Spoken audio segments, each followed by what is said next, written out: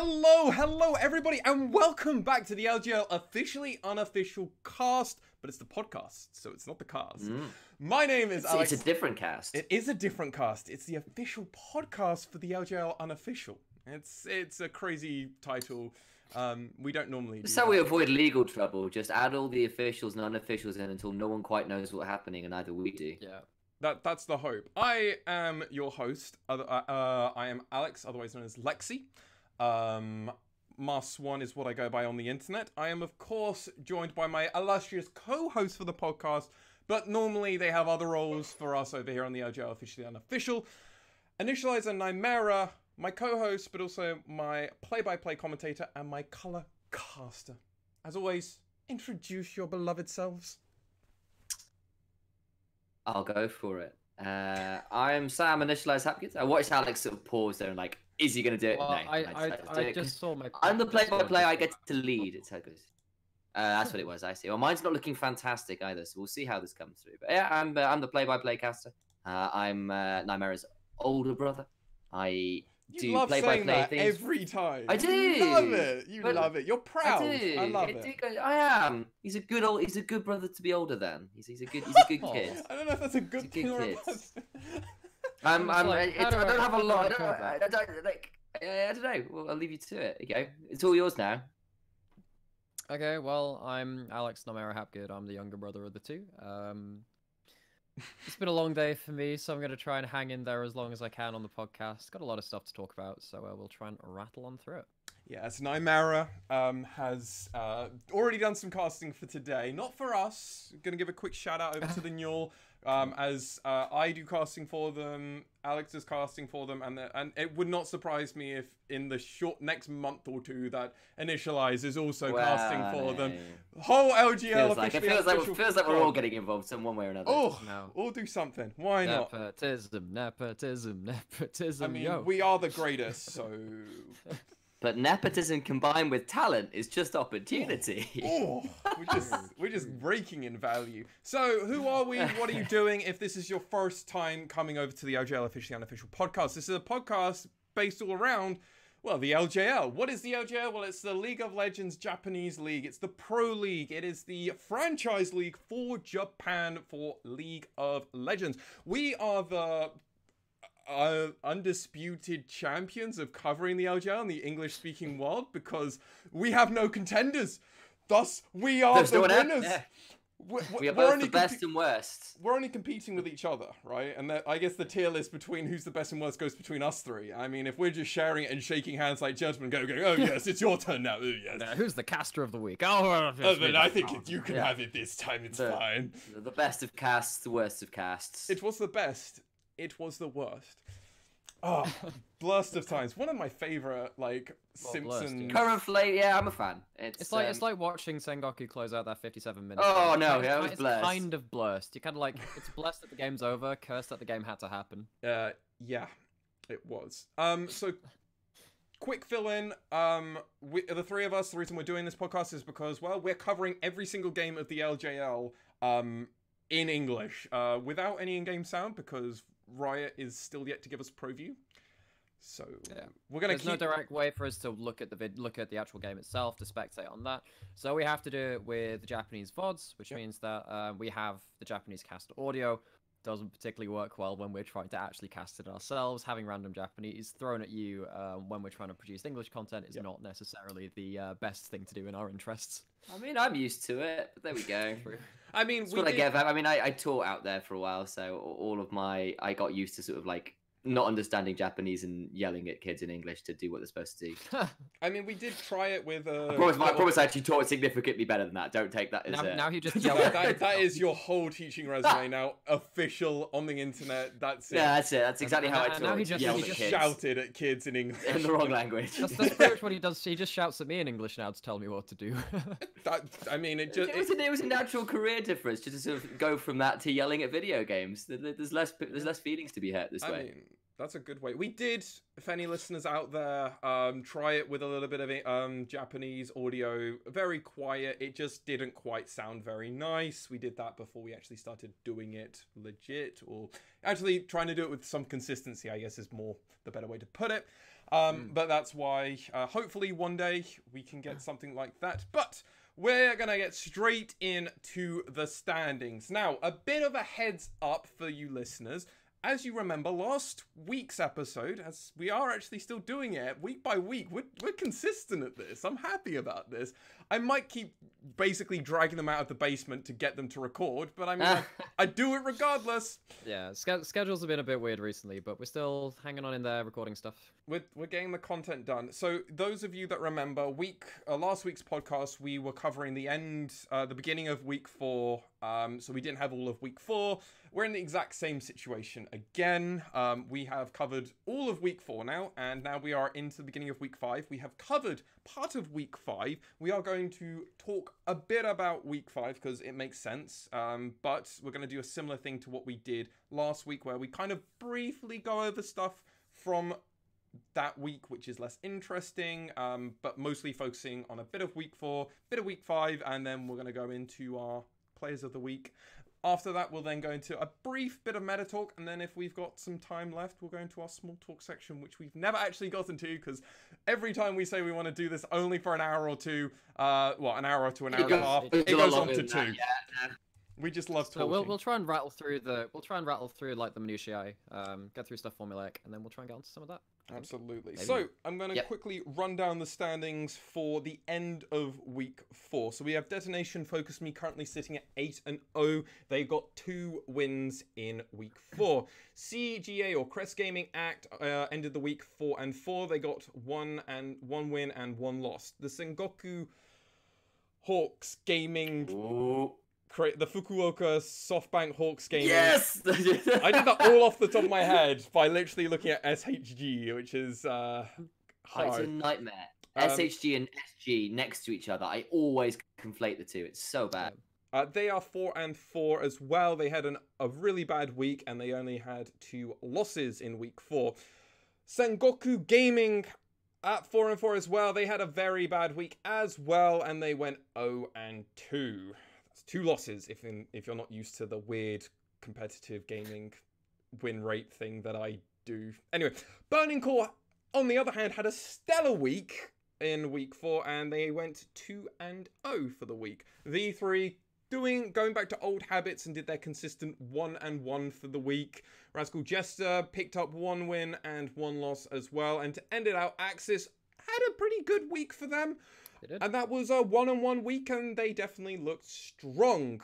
Going into what we currently know about the standings for week 5, and this is our standings. We've only covered the first 4 games. We currently have Detonation Focus Me at that 9-0. They looked very strong in their game versus V3. Wait, no, it wasn't V3. They played Burning Core. Yes, I got that wrong. I'm smart. The other games that we know about is Burning Core having a pretty rough week, going 0-2, a reverse of their previous week. Rascal Jesters ended up going 1-1, and Axiz had a stellar week for them, and they're moving on. They're using momentum, and they went 2-0. V3 are yet to play their other game, as our DFM, as we only covered 4 games, and we're now at this weird point in the situation of standings. We don't have everything in one half then the other. They have to like cross over to make sure everyone's played each other twice, because you can't do a triple best round. Yes. It's only a double best round, Robin, so everyone's going to play each other only the twice. Just a quick question. Didn't Sengoku Gaming go 1-1? Because I thought that 57-minute game was the week 4 monstrosity. Maybe they went 2-0. V3 in that one.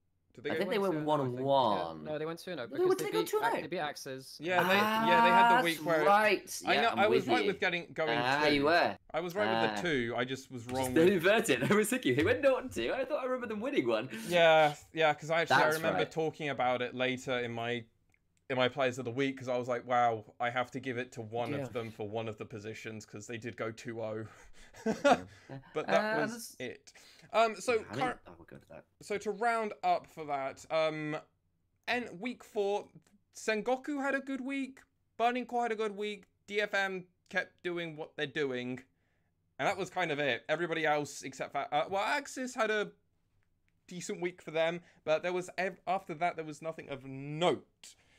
I don't know if you gentlemen want to chime in on any of your points about the standings for week 4. Or maybe even week 5. Week 4. Okay, right. Let me go back to the week 4 stuff. So Sengoku obviously had a bit of a rough game against V3, that 57-minute monstrosity. But we said this at the end of the broadcast when we covered them because they were in our first. And we said this also probably in the episode 4. Probably, yeah. But effectively, like, they went 2-0 and it just didn't feel like it. Yeah. No, it didn't. So, and we're yet to see them in week 5 as well. They're part of the 4 games that we haven't covered, so we really can't update on that. So that's kind of where we'll leave it for that, particularly if we covered it last episode as well. We did get to see DFM, however, I guess since the last podcast.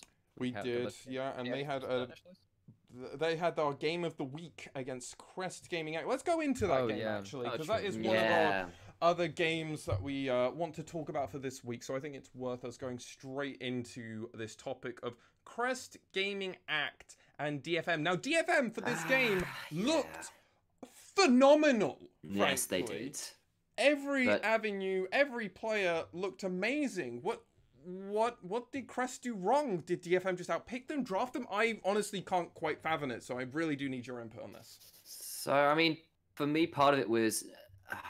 so Yoshi, as some context for CGA, had drafted himself in Italy, and we had a few questions about Yoshi's performance in previous weeks, how he was kind of not really all that high impact, and was actually getting caught out a few times, and this Italy kind of felt like it did very little this game.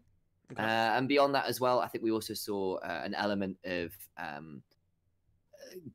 Nap was playing Ornn in the top side, and never really got rolling on that pick either. By the end of the game, he had less gold than he was like barely ahead of like a number of his other players. He was not really at a point where he was even upgrading other people's items particularly. I think he'd only ever upgraded his mid laners. No other items outside of his own were upgraded. And on the other side, Ebby on this Vladimir that's also because none of his other teammates actually built items they could. That's right. Yeah, so it's just a bit of a weird game from CGA where we got Aria. Fuck the items. yeah, pretty much. I think in isolation, CGA's team comp in this game, pretty good. The Nidalee is obviously the wild card, but Gango's shown he can definitely carry on the center before. Aria is a legacy Lucian player, played it a lot last year, and it's been a pick that we've wanted to see from him in a while. He also looked pretty confident in the 1v1 versus Seros, but then like you reveal DFM's team and you're like, oh shit, dumb. That's pretty bad. So before, I just want to chime in very quickly. Sorry, Alex. I will take Crest Gaming side if you would be so kind to take DFM side, and let's just run through the champions just so the listeners are more aware of what's going on. So Nap was on Ornn. Yoshi, as we've said, is on this Nidalee. Aria was on Lucian. Gango was on Senna, and Grendel. I always question myself with it. Was on Nautilus. And on the other side, so yeah, DFM had red side this game. I don't actually know who had sign selection, but that's what they ended up on. And they ended up in their final comp having Vlad, Olaf, Cassiopeia, MF, and Yumi. So they kind of ended up picking... So they had this Olaf Yumi comp again, which we saw earlier in the day. Well, on a separate broadcast for us, but earlier in the week on their games from Axiz, and Hoglet had a monstrous that's week 5's games from Axiz, and it was beautiful. Week 4. That was the first game of week 4. Hoglet, was it as well? Yeah. So we've seen how ridiculous that comp could be. So as I was saying, normally you look at this comp from CJ and you're like, cool, that works. Yoshi really hasn't been finding much success on your meta junglers. He did try picking up stuff like Trundle and had some decent early games, but then failed to make it stick in the mid and late game. So he picked up 2 weird champions this week. He picked up a Kindred in their first game, and in this game he picked up a Nidalee, both of which are pretty good farming junglers, pretty good scaling junglers. But I think the way I can think about it, I think just having the threat that he could gank, even if though he's not been successful at it, changes the way teams play around his champions. When he's on something like a Nidalee, there's basically like 0 threat onto the Vladimir. Like you've got this Ornn Nidalee against the Vlad, he just pulls out of everything, and then it's like, well, whatever, right? So it's effectively a free lane for the Vladimir. Ebby ended up going 6-0-7, pretty much like 1v5 multiple team fights, ridiculous week. So yeah, that was pretty. I mean, the other counterpoints, actually, you saw Arya go in really early for a 1v1 versus Seros. Nearly get the kill. Seros flashes out, and Steel just comes in to claim first blood onto the Lucian. Well, that's why he instead. thought he had to go in, because he saw the Olaf and he was already hard trading. Like, Steel had a really good counter gank. Yeah, exactly. And like that counter gank kind of put the Lucian behind as well, and it kind of meant that Arya's sort of power pick, that swagger he loves to bring to the mid lane, was kind of muted as a result of it. He still played the game relatively well. Honestly, he was still probably the best player on the team. Yeah, he was. That's exactly it. I mean, if, like, Probably, looking at his stats sort of nowish, and he was doing nuts game on Misfortune too. Yeah, he did. Utapon put out a lot of damage on the Misfortune. We've been over the Vladimir, who was miles ahead of everybody in terms of damage. But like the Lucian was the only one who felt like he was doing anything meaningful damage-wise. Otherwise, the Olaf Yumi was pretty disgusting, and then Vladimir flanks meant that Cassiopeia and Misfortune's ultimates just hit like trucks. Yep. On the whole, I think it's a bit of a draft win for DFM, and Yoshi. After this week, where they did try something new and put him onto different champions, like, he's still such a question mark for CGA.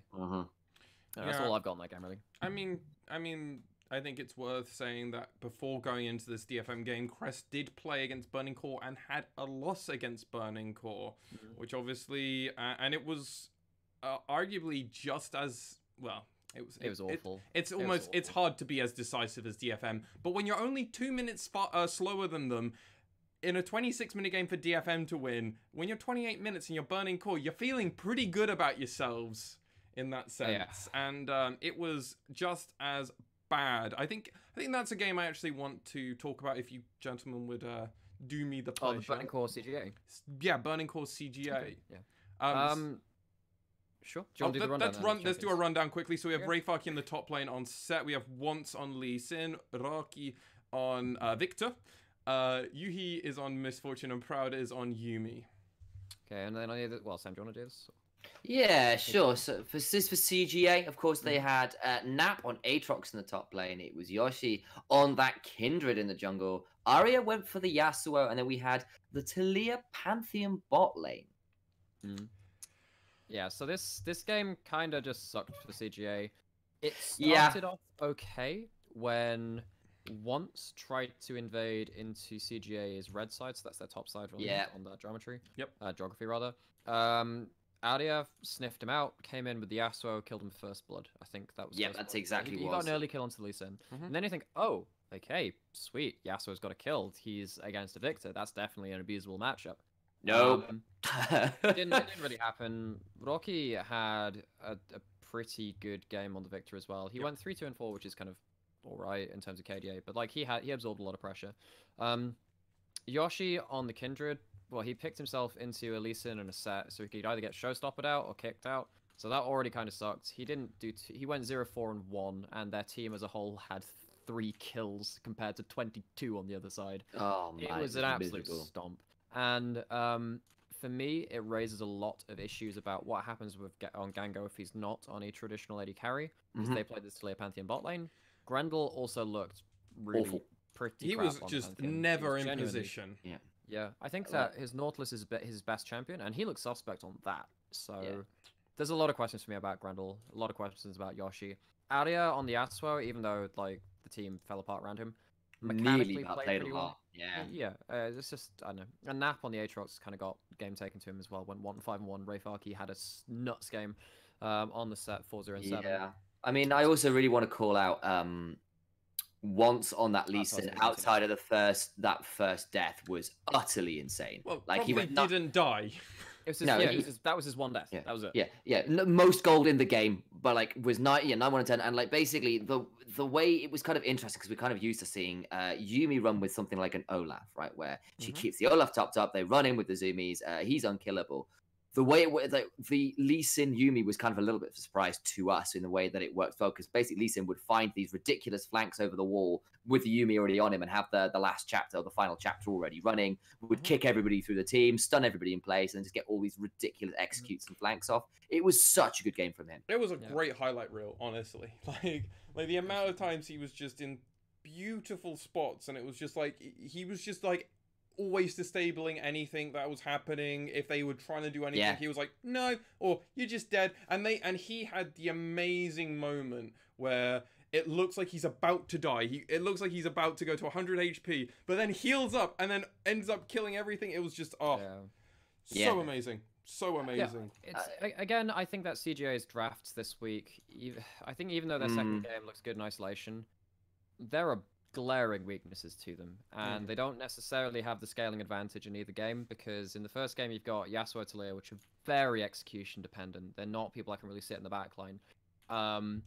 Gango looked pretty crap on the Taliyah as well. This lane didn't have kill pressure really. They didn't use their ultimates very well. The global pressure was lacking. There was also a point where Gango could have solidified a team fight by using the Weaver's Wall. And he just whiffed it. Well, he just didn't use it. Just didn't cast it. I mean, like, and also the Grand Star Falls from Grendel were just meh. He'd like used one to get out with his life once after they'd already lost 3 people. Like that's not a useful one, not really. I mean, like, there was also a bit of an issue where like CGA were desperate, utterly desperate to try and to get onto Rocky in the mid lane. They roamed as 4 men with the Kindred, the Taliyah, the Grendel on that Pantheon. They all went mid like multiple times to try and kill the Victor and just couldn't do it. They could not find the pick. They wasted 5, nearly 10 minutes trying to do that. Well, this is why, like, Rocky ending at 3, 2, and 4, that's why it's kind of impressive. In isolation, I mean, I'm going to use that word a lot. But on its own, that's an okay. But then you put it in the context of this guy had the target on his back the entire game. It's pretty good. Anyway, that's kind playing of a lot of Axiz recently for that isolation, like, passive. Maybe I should. Maybe that's what I'm telling me. Maybe. He's subconscious. He does feed on other people's misery as a color caster, so tasting their fear is definitely a thing.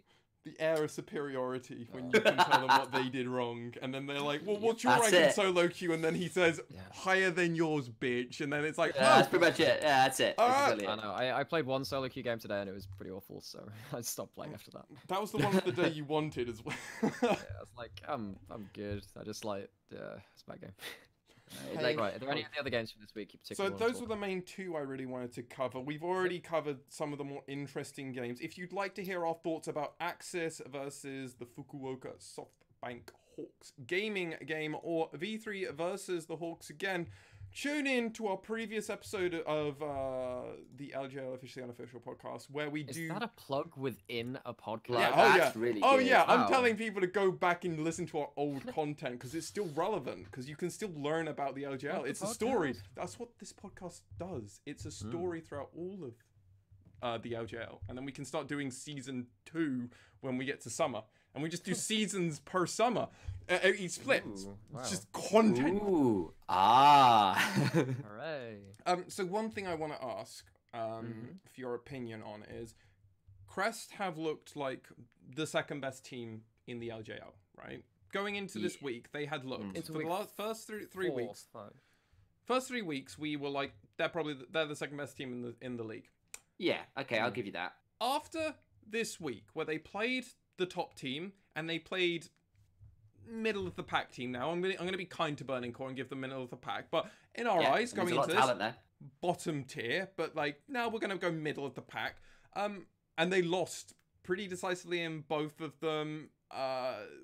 What did they need to do outside of clearly slapping themselves in the face with some water and going, okay, let's not draft bad anymore? Well, as we came out of week 3, I think we all had that conversation saying, like, Arya, Gango, fantastic. Nat pulling up the Cho'Gath was a great draft move. We had major question marks about Grendel and Yoshi in their positioning. And they came into week 4 and they weren't just questions, they were serious problems. And like I'm saying we're questioning, actually, no, they are serious problems. But like once again, we saw that get seriously exposed, and people have found a way into CGA and a way around how they want to play around their carries. And that's a serious problem, because it means their win conditions just aren't coming online, and instead teams are finding ways to exploit them currently. My mind is cast back to the CGA Axiz game, the one where they had to have that huge comeback win, where they had the Cho'Gath and top laners against the Jinx Lysandra first time. Right, yes. And that was when Gango had that huge pop-off fight. It was the LeBlanc for Audia again. Yeah. And that game, like, Grendel died so much, but at least in the later game bits, at least Grendel and Yoshi were dying in fights where they could win. Like, it didn't matter if they died at the start of the fight. As long as the fight is committed to, they can win those team fights. In this week, in week 4 in particular, that's just not the case. They're just randomly dying. It was exactly that. So I don't know. Sorry. Sorry, Karen. If you're interested in watching that game that Alex is talking about, you can catch it's week 3, that's game good 2, that we have the lovely Nymaera and Initia1ise covering all of it. You don't have to listen to my voice. I'm barely in it, and if I'm in it, just skip past my talking part. Go straight. I recommend it. Just it's worthless. Just go straight into it. Yeah, I mean, like, yeah, sorry, Karen. I think especially also like Yoshi then this week as well picked up the Nidalee and the Kindred, which are like more farm heavy, a little bit more on the carry squishier side, and it just didn't work. Like particularly the Kindred game, like this. Am I right in thinking Yoshi kind of used to play that a little bit when he was playing rarely last year? That was what he played one game last year, and it was on Kindred, and he looked good on it. This time he looked just non-impactful. Well, it was just like the problem is it was a Kindred into, I kid you not, a set, a Sin, and a Zia. Your ults just don't work. Your ult just doesn't work. Well, there was a point where he was showstoppered out of his ult and he died. Yeah, it was a beautiful moment to watch. And things like, there are plenty of people that can do that in the meta right now. There are a load of hook champions. There's stuff like Gragas hanging around as well. There's a lot of displacement there, so it's not like it's particularly unique picks which will be able to do that. True. So now the question for me is that is Yoshi someone that you have to hang on to as a team? Because I think at this point you have to seriously consider getting. But he's in the jungle. He's fucked off in the jungle. You could Yoshi. Yeah. Sure, but like but he's not even doing AFK farm strat, right? Like. Well, this is the thing. You're not even putting it. But you gave him farming champions this last time. Nidalee farms really well. Kindred farms really well. I guess you could try and put him on Karthus or something like that. But I think at this point you need to. I liked the idea. It was something which I called going into that week. It just did not work at all. So now the question is for me, I mean, going back to the thing which I was starting to say, is Yoshi a player you have to hang on to? I think at this point you need to start looking for someone to replace him, or try an experiment, because actually I think there are plenty of people who might be on the market that could slot in and at least play the meta junglers to an extent which Yoshi can't. And, Yoshi, when he was playing stuff like Lee Sin, playing stuff like Rek'Sai and all the other stuff, he was falling 2 levels behind consistently. It's not even like on the bad game. They were winning games where he was like two levels behind. Yeah. So I mean, like, imagine if CGA did a bit of a thought experiment. Imagine if rather than staying with Yoshi, maybe they'd fought a little harder and picked up someone like Baby as he left V3. Baby or Boogie, stuff like this. There are all the B junglers. I think Aria and Gango have been, in terms of like their first 3 weeks, absolutely stellar, S+ rating, crazy, maybe the best carries in the league. Week 4 wasn't the best for them. No. And I think they're a good core to work around. Nap, if they find the right champions for him, like his Cho'Gath and the other stuff, he's also very par for the course. Like he's finding his way into fights really well, Like his teleports and his teleports and his kind of actual awareness has been pretty good. I think Nap's been on the top half of the top planers for me. He's kind of around the middle mark for that, because you've got people like Heavy, Rayfaki, half of them, he's actually playing well. Exactly, you got champions, guys like that, and like, okay, yeah, they're pretty good. But yeah, I think CGA warning lights are on definitely now. You're stuck at what was their rating? What was their standing after week 4? And we didn't see anything from week 5 yet. Document. We've seen the one week 5. 4 and 4. They're 4 and 4. 4 and 4, and we haven't seen them in week 5 yet. Yes, we have seen them in week 5. No, we haven't. We have not. We've only covered the first 4 games. We haven't. Is this Burning Core? No, not Burning Core, CGA. Oh, sorry, I had this Burning Core in my head. I'm so sorry. That's why we're talking about Gango, right?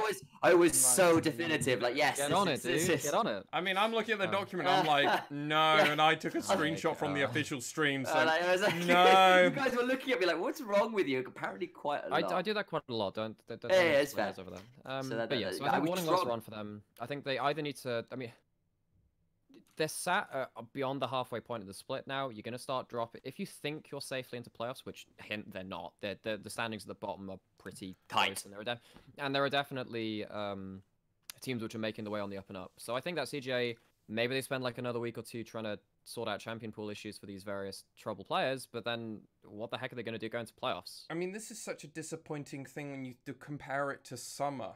For the first 4 weeks, Crest had gone undefeated in the summer split, and it wasn't. And then they basically stayed very top of the table until they were eventually tied in week 9. And then after that, they just tied with DFM to the end of it. They were leading the standings. DFM started week 1 as a 1-1, and then they started climbing and everything else. But Yep. Crest were looking phenomenal, and you can't. And like Yoshi, I have not watched the game, so I cannot hesitate to guess. But you have to assume Yoshi was doing good then. He was on the team. That was his first time playing for them, and then he basically has a great first sophomore split with them, and then comes into this and looks horrendously like basically asking, like trying to tread for water. Like does look very kind of sad to watch, you know, because this is a player who on their sophomore year had a great one, but then we've seen this in traditional sports. You have a great sophomore year, and then after that, you just kind of you already peaked. I don't know, maybe it's a certain meta thing, maybe it's a communication thing, maybe he's just not used to playing around certain areas of the map. But either way, like he's just not par for the course in the LJL right now. I would even go as far to say that he is the worst jungler in the LJL right now.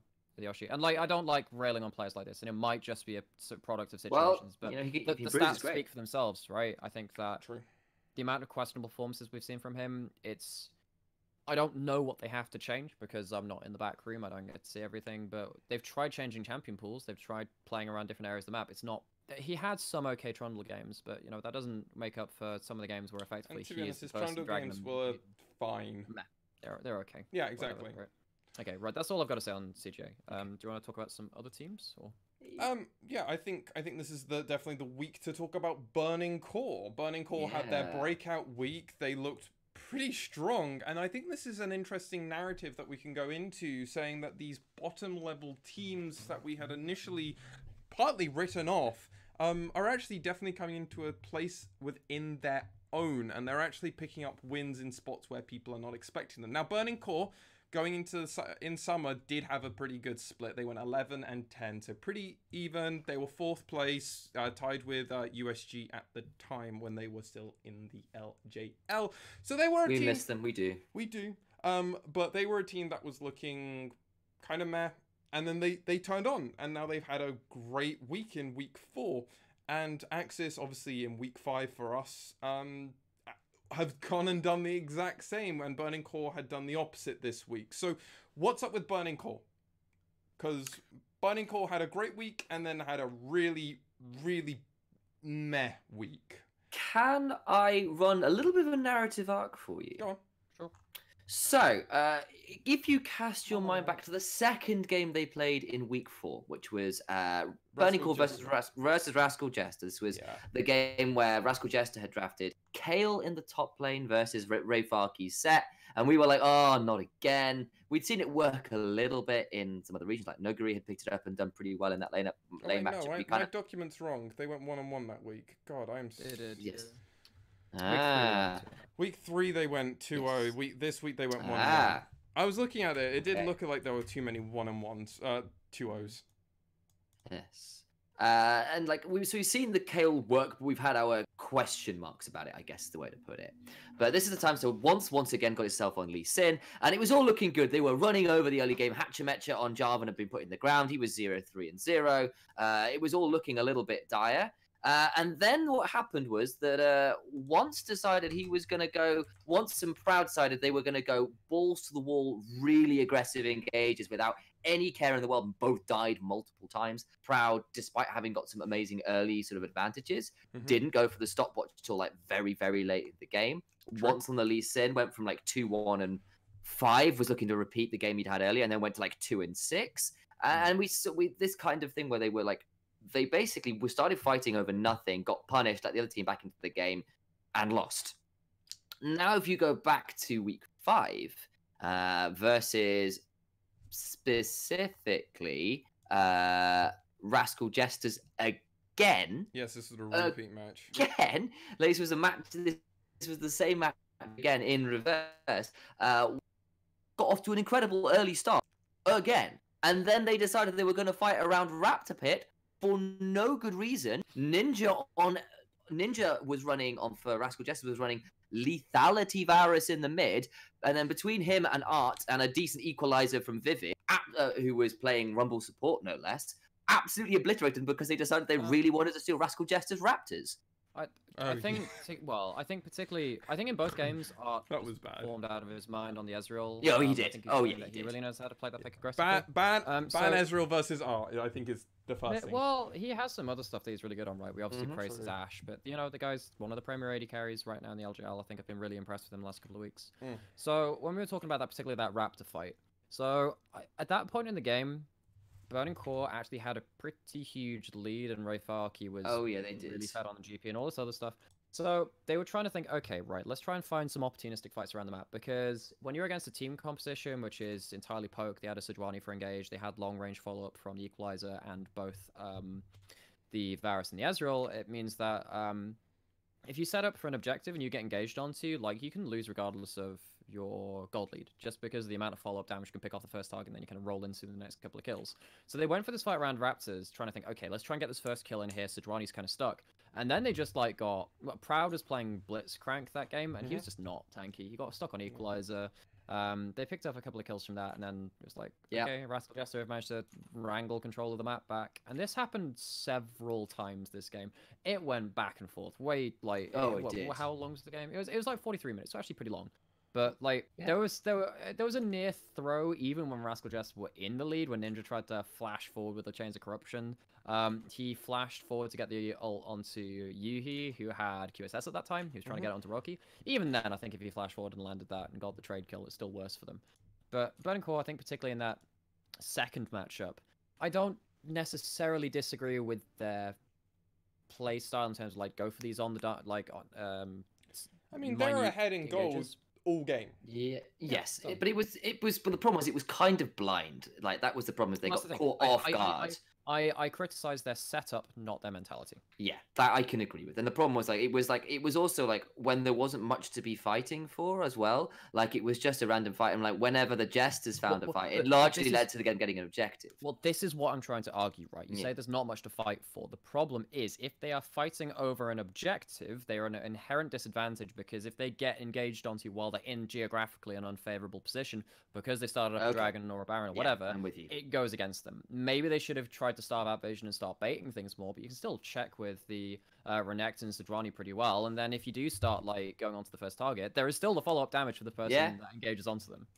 Yeah, I mean, it was also worth pointing out, like, there was no point that the Jesters actually had a gold lead. Like, for the most part, it was nearly 4k ahead for the likes of Burning Core, apart from, like, right at the very end for the last 10 seconds where the Jesters ended the game 289 gold ahead. So, there was a pretty serious lead for Burning Core. But, like, it was one of these things where Burning Core got ahead, got a little bit big for their breaches, and, like, we praise the mentality. It's won them games. Like we saw that 9-1 and 10 game from once. We know they can do it. But we can see it's also costing them games when they're kind of doing it a little bit thoughtlessly, maybe is the way to put it, rather than like because I totally agree with you. I think it's a good idea to be kind of staying on the front foot and kind of keeping the pressure up. But it's got to be done with a little bit of I like the right fact that thinking. Burning Core can play around once early. Ray Farkey also a very strong point in the map on the top side. You know, I think that their early game is one of the best in the league. But yeah, I think criticize the setup, don't necessarily criticize the mentality. So another team we want to move on to now in the essence. Yeah, there is one last team, and it links into the only games we've currently covered for week 5. I really want to say go and watch our games about Axiz, okay? Because we're gonna go and gush about them for a split second here, while because Axiz were phenomenal. They had a 2-0 and they looked very strong, and I think it's really cool to cover why they went 2-0. The lead up to this, we've had a few 1-1 weeks where they've been looking stronger and stronger, their drafts, as Nymaera has been saying from week 1 even. Yeah, the drafts really cool. So I think it's worth talking about. Their first game against the Jesters was pretty good, honestly. Arguably a very strong game against the Jesters, and the Jesters they played the Super Engaged comp, yeah. Yes, this was, Super Engaged comp. He's saying that word super because Corporal decided to play the Superman himself, Galio, with the Superman entrance. It was Galio support, Jarvan jungle, and then a Senna as well, so, yeah, it's really fun engage comp. Having Senna play the 0CS, well, the not ADC Senna, and then have your support build up to some items as well. When ended up going AP Galio, when like Protobel, Zonya's like Corporal's actually doing damage on the Galio. Oh yeah, he was. He was. Like He has damage Not on the to damage go- graph, yeah. which is hilarious. Not to go totally off tangent there, but we're gonna get a totally not Senna skin for April Fools, aren't we? Like, as a totally not ADC skin. He's just strapped with like med packs and stuff, and like Yeah. carrying like an ardent sensor or something. Oh, Yeah. I hope would be they really do down for that for her. That'd be so But then just cool. with the glasses and the mustache as well. Just Yeah. because. Oh, and it's also worth noting that coming into this week 5, I'd been really kind of railing on Unyan a bit. Unyan, yeah. Oh, Both so on much and off better. stream, but both on and off stream, I was like, Unyan, I'm not sure this guy is like performing particularly well. He went 7-1 and 2 on Aatrox this game. He just absolutely shit on team fights. Yeah, and like really good this play was, from him. it was versus Anar as well, which, you know, the range matchup. normally it's you a great assume would be qualifying pretty good. Yeah, and like, no, it wasn't, because Unyan ran over it in the end. Well, Kog'Kog had one good team fight earlier into Yes, the he game, did. where He this did. was when like most of Axiz was sitting at level 5, not level 6. Nar comes in, gets a double wall bang against Hyde and Corporal, like around the dragon, gets 2 kills, get the dragon. It's like, oh, cool, nice. That's pretty much the only team fight that goes well for them though. Mhm. So Exactly. yeah, that kind of sucks. And it was also where, if you look at the match history, you'll assume that the Ziggs went mid and the Lucian went bot. No, Ninja was playing the Ziggs, Art was playing the Lucian, but they actually swapped lanes, so Art took the Lucian into the mid lane.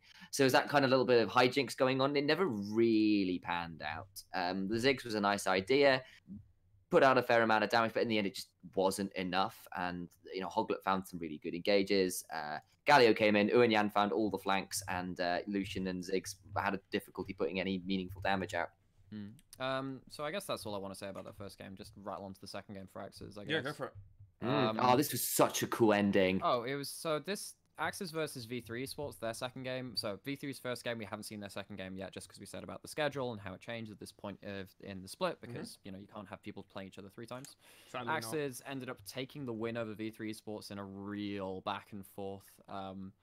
It ended up in like about one failed base race where they kind of like tried to finish the Nexus and died trying to take it. Yeah. And then it ended up kind of being fought around both Baron and Elder. Ended up being a base race where Unyan kind of teleported in, and I might have dropped an F-bomb or 2 as the game ended. It was very intense. It was hype AF.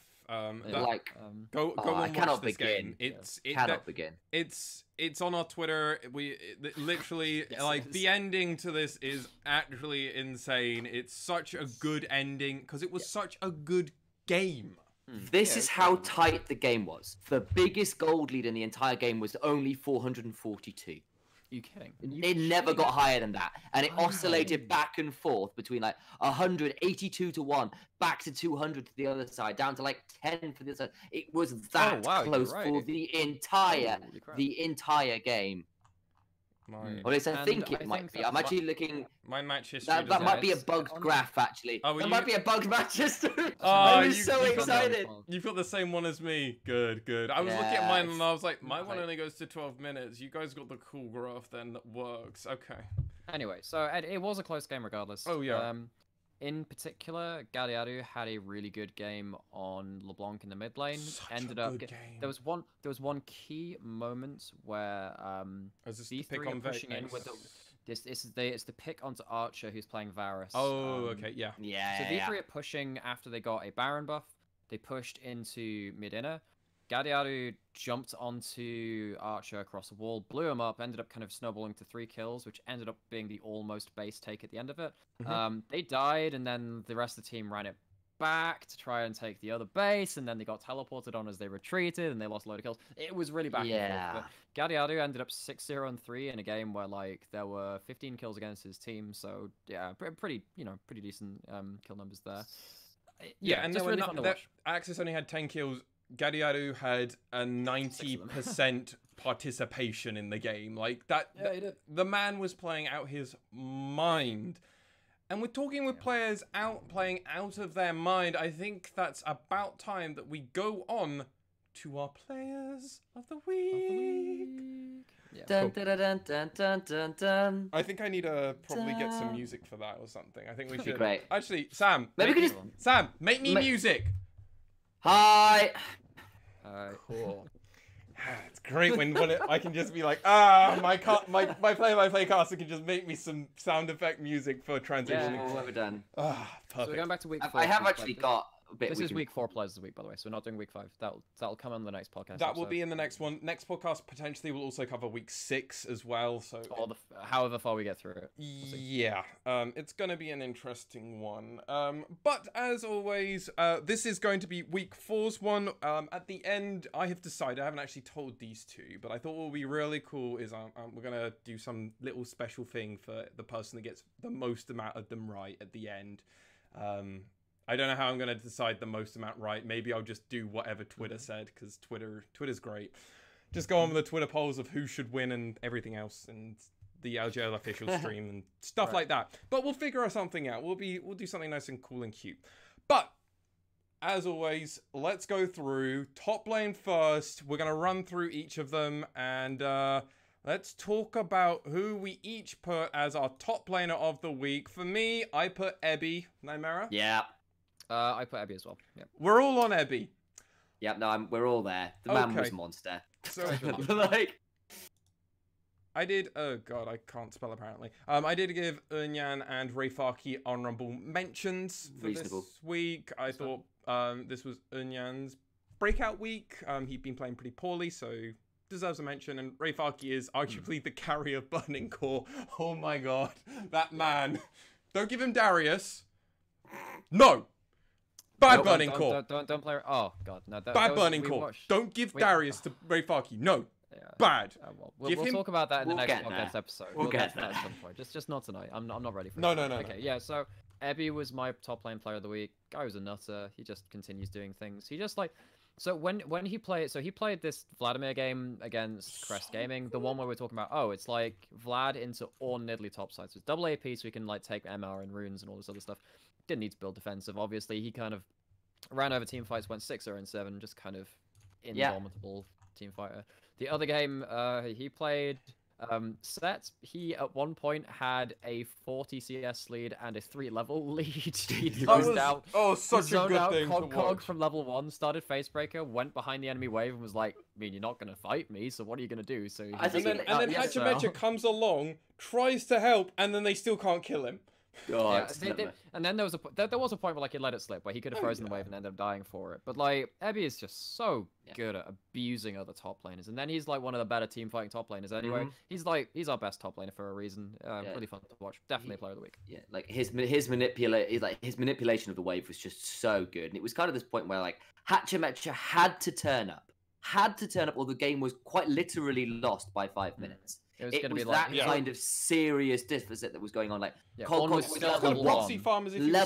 4. Like he was proxy farming on this. All the couldn't get anywhere near the wave. He was an absolute struggle streak's a word for it, and it just undersells it massively. Like he was like on life support, if that, and he could have pulled the plug on the game very early there if Hatchamecha hadn't turned up for a pretty clutch gank. Absolutely. I think it's about time we go on to our jungler. My jungler for the week might be a little bit more contentious, but I picked Hoglet because I thought he had a really cool week. I also agree. I picked Hoglet. I went for Hoglet too, but I very nearly went for once. Okay. Very nearly went for once. See, my honorable mention was Steel, just because Steel is... Yeah? I had an absurd game. So, which one was it? His Sejuani was pretty good. Yeah, his Olaf game. His Olaf game where he was a secondary carry was so sweet to watch with Gang, because he was half the time on Gang. He was Gang was either on Steel or Ebby. It was the only two. Yutapong was almost like non-existent. Oh no, I mean he still with like 6-1 and 2 on his. Oh yeah, exactly. That was a crazy game. Good game, right? But if we're talking about the Olaf Yumi combo, like Hoglet showed us how to do it. In the first game. It looked good. Well, yeah, that's the whole point. Yeah, yes, there's the kind of like you end up like ditching your AD carry for a different carry, and Hoglet went 8-1-9 on the Olaf. Very importantly in that game, there was a point where Dasher was really wailing on Unyan in the Aurelia versus Gangplank matchup. Unyan really suffered in that matchup early on. Yeah, and then I think Dasher was like 2-0, doing really well, had a massive lead, and then he went for an all-in when Gangplank was kind of near enough under tower, and he did that twice that game, and both of those times, Hoglet turned up with a perfect counter gank to shut down the Aurelia, not only making her like, so she burned her ult, burned her flash, didn't get the kill, died as well for a shutdown, did that twice at the perfect time. It was so important. Turned around the one winning lane that they had there. It was so good from Hoglet, and they just ran over the rest of the game in team fights too. And then his second game of the week was the one versus Sengoku Gaming. Sengoku Gaming did win that game, but even within that, Hoglet looked really good. He very nearly got them the win. He caught blank out a couple of times. No, didn't die. Nearly caught a blank a couple of times. Was instrumental, I think, in potentially stealing 1 or 2 objectives as well. Like, it was really close, that game, and Hoglet definitely had Blank's number in it. I think Blank ended at 0, 5, and 7, and like a lot of those deaths were on the back of Hoglet catching him in really important moments. I mean, the main Hoglet had reason a really is he good game, did even though it dance at the end. So I mean, Oh yeah, in the base. That's in worth the it. base as the Nexus is going Yeah, down. he's just dancing away on like, the Sejuani. Yeah, if you want to win our players of the game, that's how you do it. Oh, Show yeah. it with style. Oh, yeah, you gotta give me some style. Gotta give some style. So, I do want to shout out Once, who I did think had a pretty great week. Well, he had a pretty great game and a half. Where like this was he had the 2 Lee Sin games. That first Lee Sin game where he went 9, 1, and 10 and like beast moded. Found all the kills, caught Grendel on that Pantheon out in every bush all across the map. Was finding flanks with the Yumi on top of him that like destroyed team fights. Looked really, really good. Problem was his last game where he was on that Lee Sin one more time, ran over the early game. Hachimechi was looking like he was out of it. Then him and Proud kind of went a little bit too greedy for some fights, got themselves picked off a few too many times, and that was where I went, I can't give you the player of the week or for the jungle when you've kind of like thrown a game away that hard. Sure. Yeah, I totally agree. My mid laner is again another Axiz player, Gadiadu. Yeah, he played well. I actually went for Perion, so I'm not giving it to Gadiadu this time. Okay, and yourself, Initia1ise? I went for Gadiadu as well, who I thought actually genuinely played exceptionally well that week. He did. So the reason I gave it to... So I'll explain myself before you guys go and talk about Gadiadu. As you both were in agreement there. So Sengoku played Axiz in week 4, and so that was Perion versus Gadiadu. Gadiadu had a good early into mid game, but Perion literally just like went forward on the LeBlanc and won them 2 very big dragon fights, which ended up shifting the game in their favor. So Perion like solo won his team a game effectively around some of those objective fights, and then in the other game he went 0-0-8 on the Orianna. Wasn't necessarily the primary carry then, but he had like a deathless week in 2 quite long games. I think that his positioning was good, his team fight was pretty good. Like, he didn't always use his powers successfully, but I think overall he had a good week, especially on the LeBlanc game. Sure. Plus, and I also give you some. Also, in fairness, I did think about Perion. And I give him a lot of credit for helping drag Sengoku Gaming across the line for the 2 wins they got that week, even when they were looking a little bit shaky. A lot of that was on the back of Perion kind of holding it together. I think was really good. Yeah. But I think for me, I think Gadiadu, particularly his Victor game was great.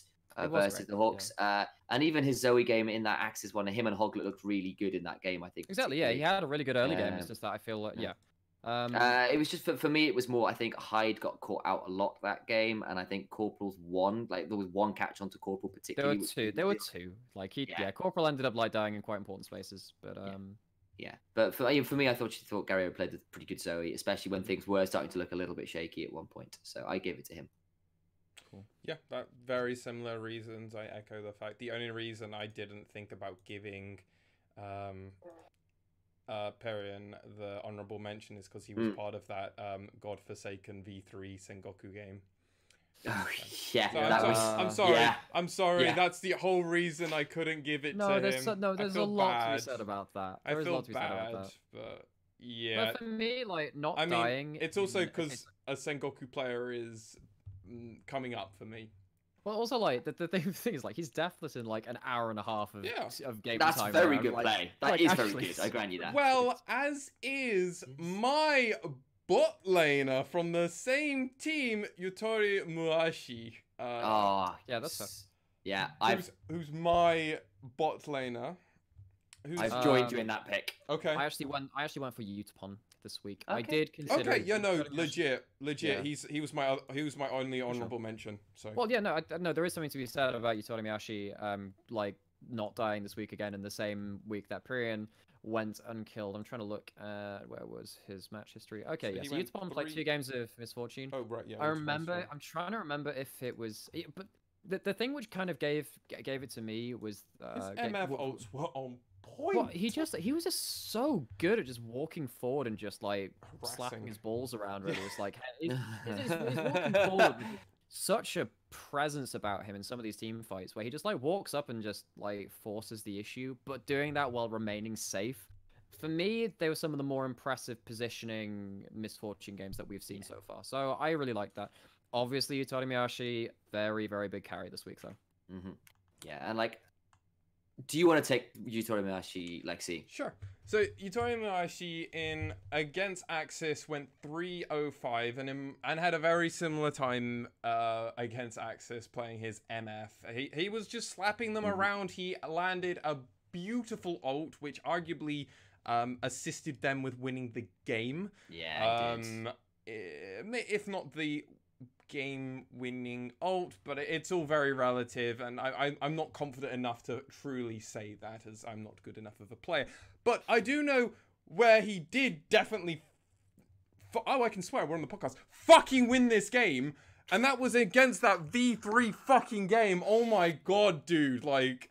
His base defense was one of the better bits of AD carry arguably Appaman actually won that game for them, but because of his gangplank. And yeah, but Appaman's other game on Gnar was very unexciting. That's why he wasn't up for contention, even for me, for top laner of the week. But Initia1ise, oh my god, thank god the man didn't die in important spots. Because if the game was on such a knife edge, he killed Archer, basically the game was over at that point. It was like, god, thank god it was over. He killed him when they had like Baron Elder. Yeah, they had Elder, and it's like it was insane. And like it wasn't their team comp outscaled. They just found it hard to do damage. It was in a 5v4. So Appaman was split pushing at the time. Like it was not looking well, that's good. what the man did, because they were like, "We're gonna lose this game if you don't Appaman," and he's just like, "All right." Appaman doing Appaman things. Oh man, yeah. I mean, like he did like in a 57-minute game, he did 68.9k damage. Didn't die, obliterated a number of team fights. Like he was the reason that for me, the two games that Sengoku Gaming won, he dragged the corpse of their top side across the finish line for me in the both games. I grant you, Pyrion was that kind of second man there. But totally, for me, it was, totally, especially on the Orianna. Critical. And his LeBlanc, couple of LeBlanc he won that game for them, 100%. But this particular second game that week where he was on the Aphelios, he found some utterly critical outplays, put out remarkable damage while staying safe, and kind of kept them in the game that they really should have lost a long time ago. Absolutely. Yeah. Right, do you want to go on to support them? So, supports of the week. For me, I kind of left myself two. I'm going for my latter one, which is Gang. Corporal is my honorable mention. But I decided to go Gang. I thought Gang had a better week overall. Corporal had one really good game, and then I rewatched some of the Rakan highlights from his game, and it was questionable. Really, two really good ults, two really bad positioning problems. So can't give it to you, sadly, Corporal. I'd love to do it a week back to back, but I can't. Gang, the god support of the LJL. Yeah, and I think we're both agreed to that. I went for Gang. Yeah, me too. I think his Yuumi game with the Olaf was just, it was that duo is so obnoxious. Yes. It was the Utapon on the MF as well. They kind of really made Gango and Grendel in that bot lane kind of struggle that before the Olaf even came into play. I mean, Corporal and Gang played the exact two champions in the exact same order, and Gang just had a better version of it. So that's a fact. That's why Corporal's my honorable mention, but Gang just was so good on his his Rakan as well. I think when you're viewing people's like Yuumi and stuff, a lot of the time you kind of take some points away from them because like, okay, they're on someone else is doing a lot of the legwork, literally doing the legwork. For them.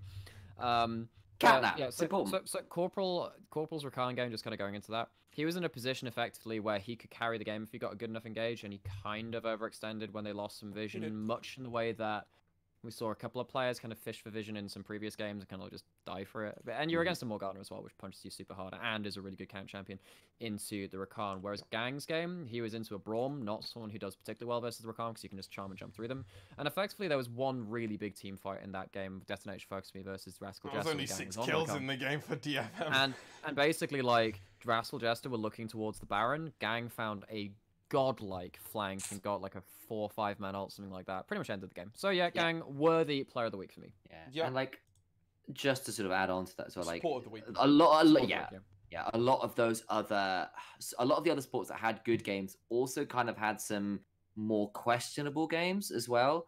And I think for me as well, Gang's consistency, like across the weeks, not just this one, has been really admirable. Like he's been consistently very, very good, not getting picked off, finding the right engagements. But we've seen a lot of other players when they've had great plays, but they've also oscillated into be like, that might have lost you the game as well, potentially. Sure. And we're not really seeing that from Gang, and that's really important.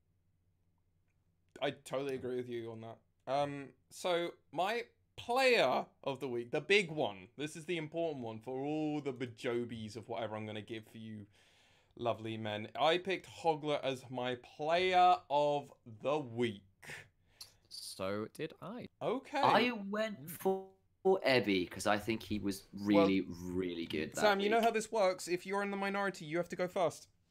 Defend yourself. Yeah. Explain. Okay. Even though we all put him as our top laner of the week, so it's not hard. To the hard. attention of the LJL Officially Unofficial Court, Exhibit A, DFM versus CGA, where Ebby's Vladimir was utterly destructive, went 607, most damage in the game by a factor of like 10k. Yes. Didn't die. His hemoplagues, his flanks were massive.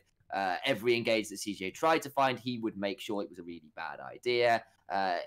Alongside like Gang on the Yuumi, dropping on the top of him occasionally, just really, really good. True.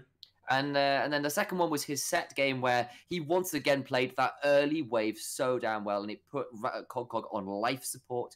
And it warped the game so hugely in the early game, and found even when that game was relatively low kill heavy, was finding some serious pressure, and like into the Ornn as well, which is supposed to be one of these S tier picks, made the Ornn look really, really vulnerable. And I think that's exceptionally hard to do. And the fact that he did manage to warp that game so heavily in the early game gave him player of the week for me. Okay, so I guess it's up to us to kind of... We've already talked about Hoglet quite a bit as well. We've already talked about Ebby a lot as well. Like these are all players that we, out of all three of us, unanimously agree. And I mean, I don't hate the reason to pick Ebby. Really, I just think. No, I don't. I nearly went for Hoglet. Like I had him written down and I scrubbed it out for Ebby. Like... I think Ebby, like on his set game, showed just how badly you can put people in the dumpster. I think the Vlad game. I think the matchup really, really helped him. It was a smooth transition into the mid and late game because he was up against a duo which really couldn't do much against him. I mean, but obviously then, like, there's the emphasis on you executing going into the team fights. But for me, it's like, I mean, it takes a couple of points away just because, like, you kind of expect him to be okay in that lane. It's Ebby, right? Which is why I didn't quite consider him for Player of the Week. So I'm like, okay, he always was going to reach the power point of that champion. Whereas, like, Hoglet, when he shut down the Aurelia 2 times when he was playing the Olaf, I'm like, okay, that's really not something I expect when I'm watching you. That is some cerebral play, being in the right place at the right time. Because obviously Dasher wouldn't go in for the all-in if he knew he was there and stuff. So I feel like he played around his power points on the Olaf super well on that champion. He just, wherever he went, it was really good. And then he handed off to the Victor and the Zarya in the late game too. He's just like, he did his job pretty much perfectly. And I will also say partly for me why he's also my player of the week is this is his first week actually really performing at the highest level and kind of showcased himself as the best jungler for the region outside of maybe Steel potentially. He's putting his name in the hat. 100%. Yeah. And this is his first time any of us have even put him remotely close. He's a rookie as far as I'm aware, right? His first week was really pretty bad. He played like 2 games of Rek'Sai, which were pretty sucky. So to see him have this turnaround, pretty crazy. So he was in Latin America last split. I can't remember which team he was in. Yes. Yeah. He was in Dream Team, I believe, is where he was at. That's 2016, 2019. He was All Knights, and he was in Busan Rising Stars. So he was in the challenge. He was in the challenger scene for a long time in Korea. Went to All Knights, which was look at that now. All Knights in Latin America. Yeah, but no, I think that week in particular for him. So even though they went 2-0 this week, as we've alluded to, I think that week 4 was his real like individually really, really good week. He had a little bit of a worse week this week, but you know, it's not like he did bad. So yeah, no, I think that's a very clean round out for us on the players of the week there. So, and is there anything else you particularly want to add to that? No. I mean, Hoglet has performed immensely. This was really fun to see him hit to the highest level and put himself in the cap for best jungler. But Ebby obviously 100% destroyed, and I think you can tell which lanes we definitely think. Well, I think we can see that, to be honest, most of our picks here are almost unanimous, and if they're not unanimous, there's just good This conversation week in that we particular. can have about the other picks there and honorable mentions and everything else. So I think it's particularly when we're talking about like Ebby in terms of like we were talking about Gang in terms of consistency over the last couple of weeks. Ebby is like the consistent top laner as well, so I think it's what he needs to get a player of the week at some point. So I'm happy with that. I think he's already had like 2 weeks where I've almost given him top laner. No, so him and Ray Farkey basically just keep taking it 1 week or the other week, and I'm just like, well, I don't want to keep giving it to Ray Farkey. But Ebby does deserve it, so... Absolutely. He's so good. Now, let's move over to Meta Talk. Okay, Sam, you gotta do a Meta Talk one as well. All right. Okay, we'll get that. players of Right, the week. I kind of like... A Meta Can we Talk. do a little bit? I need a little bit of like a brief. Are we looking for something super cheesy? We're looking for something super smooth. What are we Cheesy after? AF. All right, I've got you. It's gonna be Meta like Talk. it'll be like, you know, that old dude at like the cafe with like the red sort of shades, like playing the really crappy old piano, yeah. the really No, crappy no, old no, no, keyboard. I know, With I'm like doing- when you hit the button that like gives you the disco beats for the guy to play keyboards over. DJ. No, that's gonna be like that's what it will be. At this You know what point. I was thinking of? I was Uh-huh. thinking of like completely bastardizing Transformers instead of Megatron, have Metatron. Oh. Just I am Metatron. League of Legends, OP in disguise. I mean, we League are... matter. I'm gonna get What's this... OP this week. I'm gonna Yeah, get we in can the do that. tiny bit of can do TFT that. top conversation here. Season Okay, go on. 3 of TFT is dropping in a few weeks. I've already started playing it. You can have a super mech in TFT now. So I have seen. Yeah. Yes. So the mech talk is relevant. Oh, that was good. That was good. So what do you want to talk about first? 'Cause So, I have a couple of. I'll write down a couple of points. yes. Meta Talk is always brought to us by our lovely color commentator, as he is our main person. I that apparently actually- know stuff about the game. I'm yet to prove that. I mean, he pays more attention to it than me and Initia1ise, but granted, Well, I'm we just talking about definitely- myself. Well, so. like a lot of this is like conversations we've been having as a cast as well, I think, which is good stuff to be realized. I just live and breathe League of Legends right now, and particularly being on the color side of things, I have to explain stuff, so it's just more in my. Yeah, absolutely. So why is Yumi really strong right now? Why did we not see her for the last few weeks? What's made her so much strong? I don't feel like I've seen a lot of patch note buffs to her. she So got what buffed happened? on 10-3. Yeah, but even 10-3. then That she was- wasn't seeing loads of. Yeah, I think people didn't realize all the combos that were good with her at the time. And the other thing is that because we had such a priority on a lot of these tanky supports, so particularly Nautilus and Braum, where they are good initiators, they don't bring the most damage to the support role. Sure. No. It means Well, that, Nautilus Temp 2 was. well, that's why I'm not including like Leona, right? Because Leona actually brings a bullshit amount of damage. Yeah, But if she is. actually, She like, loves my um, girl. Further Leona's great. One of the things that Praise so, the sun. So we mention LS a lot on this show, just in and out, because he is one of the primary league personalities that talks about the meta at a higher level, particularly in depth. And some of the other analysts around the world also agree with the sentiment, is that when you're blind picking stuff like Braum, Nautilus, which blind picking Braum can be in isolation really good in some team comp stuff, like picking it into an Ornn, picking it into an MF, so you can kind of block their ultimates, and that removes a lot of their team fight power. If you blind pick those champions, it means that if you pick an enchanter mage support into them, they suffer in lane, and you arguably get outscaled sometimes. So we actually saw that when I think it was V3 picked up. Was it V3 or Rascal Jester picked up Ezreal Karma as a bot lane? It was. Yeah, in, it was. It was V3. V3. Okay. Yeah. It was Reyna. So yeah, it would have been. So yeah, it would have been Reyna sure. and So, whoever. we see some teams kind of jump on that hype train, but effectively, the problem with mage supports, is, as we saw in that game, is sometimes you just end up at a deficit in other areas of the game, particularly in your engage or disengage, right? So you pick a Karma and like you have the Inspire Shield, cool, right? AoE move speed. It's not the same as a fissure, glacial fissure. From Can we Braum stop or talking Flex. about the 56 minutes Sengoku It's- V3? There's so It much wrong haunts with us that even now. game. I It Oh. haunts us even now.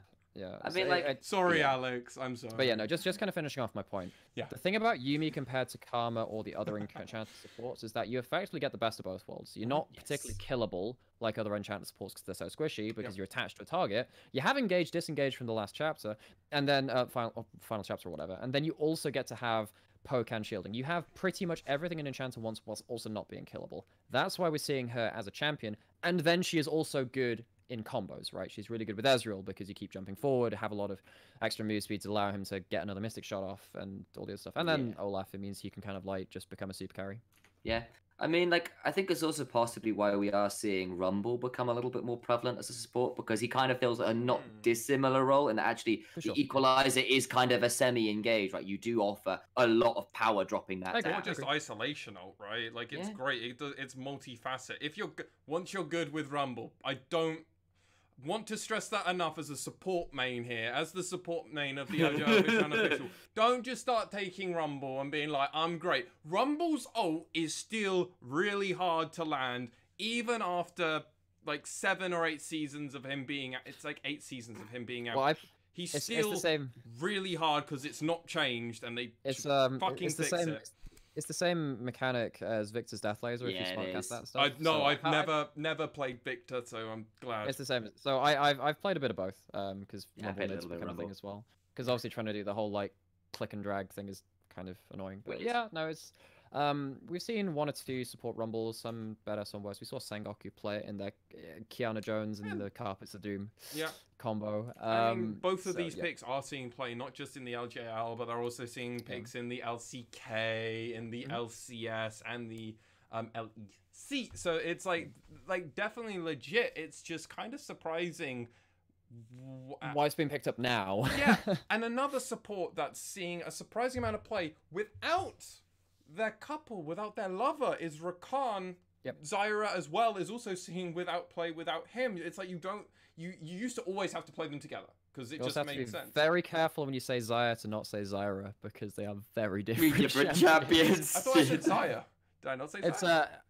I think you did, but that's I'm just saying that. Yeah. I thought I heard a little bit of the Zyra coming in. I was thinking, well, that's the thing. I wouldn't be against the Zyra in this matter in some ways. I think Zyra could actually be really good. I think she could legit be great, but it's. That's your hot tip. I'm not taking that into solo queue at the moment. It's been the problem is that LeBlanc exists, and LeBlanc. Yeah, pretty much. LeBlanc and Zyra, if they ever land their stuff, it's a free kill, as opposed to a Braum. You just end up dying. So Yuumi gets to do that without having to die. Exactly.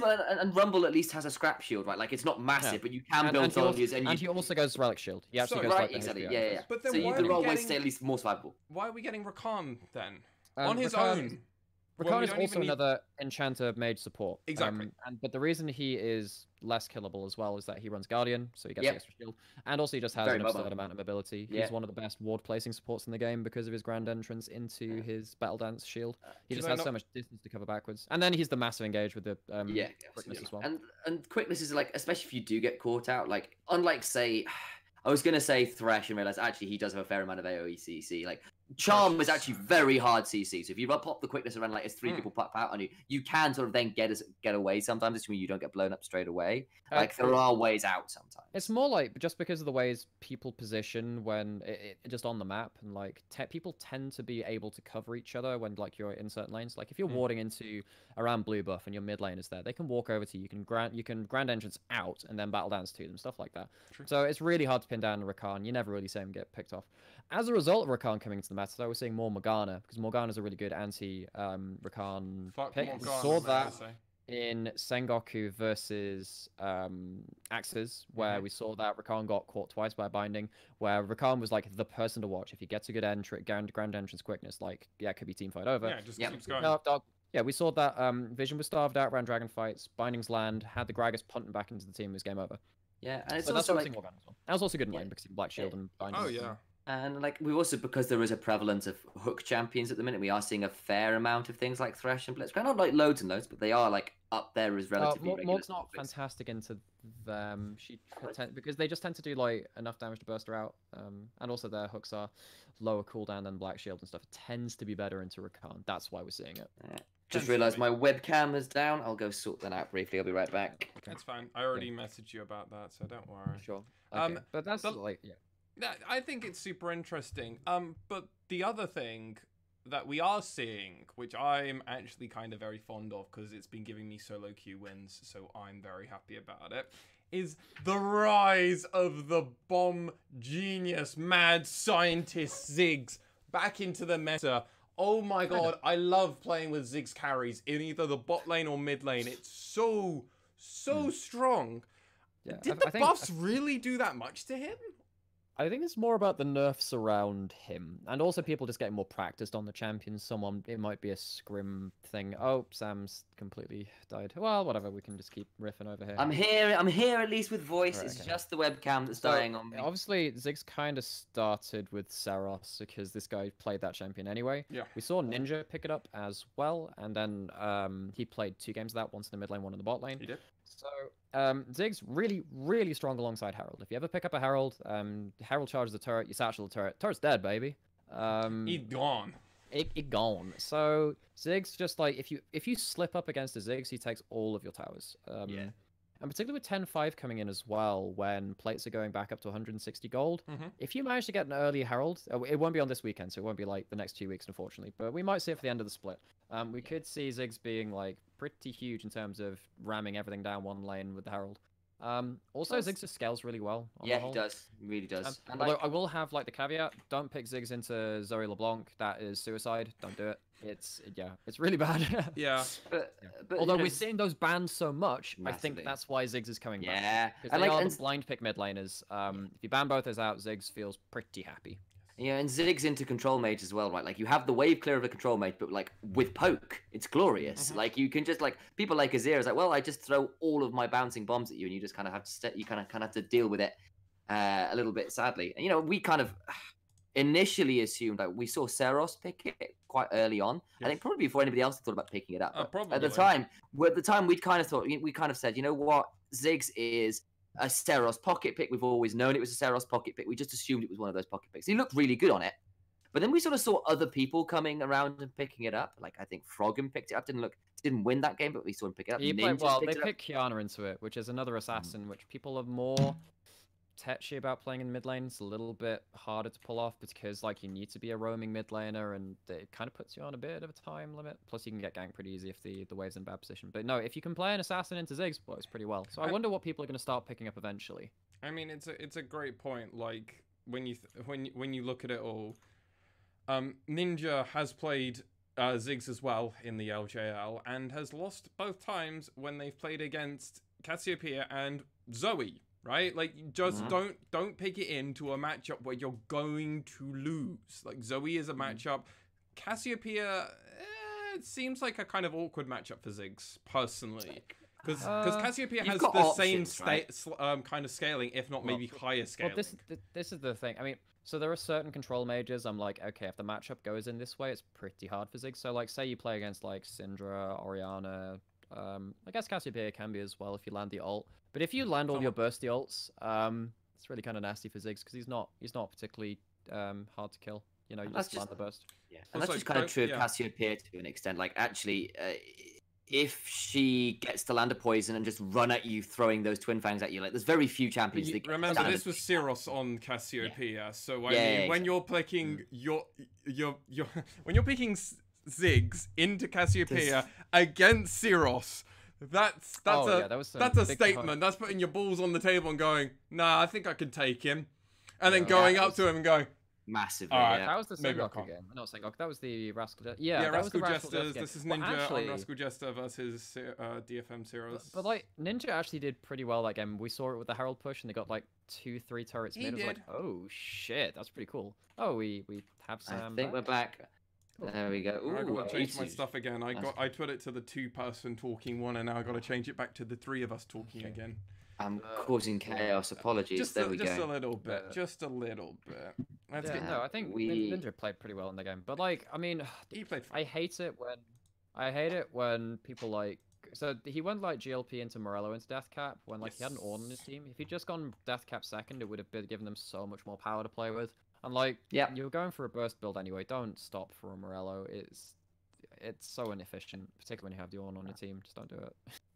I mean, for what it means to the LJL, though, like it's gotta send shivers down the spine of people who are not DFM because there is just nobody else who plays Ziggs like Saros does in the league. And that's a bit of a problem, right? Like DFM already look really good when you've already got to think about a number of other bans, like having to add Ziggs potentially as like or at least having options against the Ziggs always in mind is a bit tricky, right? The thing is though, like if you so I think you have to still pick Ziggs as a counter pick. I still don't. Yeah, think of course you do. blind because Well, I mean, there are Seros has players been like there. Ramune. Well, there are players like Ramune who plays assassins pretty well, right? Yeah. I'm wondering if people Aria are gonna pick even. out stuff like and Aria too, right? And so I'm wondering if people are going to start picking back up stuff like Kiana. We did see like a Nocturne mid at some point. We might even see that. That's if you blind pick the Ziggs. There are loads of picks which I can see working. Like we've seen Ziggs kind of be successful in a lot of other matches, though, particularly low range tank matchups. So stuff like Ornn, we saw it against Rumble 2, another lower range matchup that was DFM versus the SoftBank Hawks. Yeah. So there are definitely matchups where Ziggs can thrive.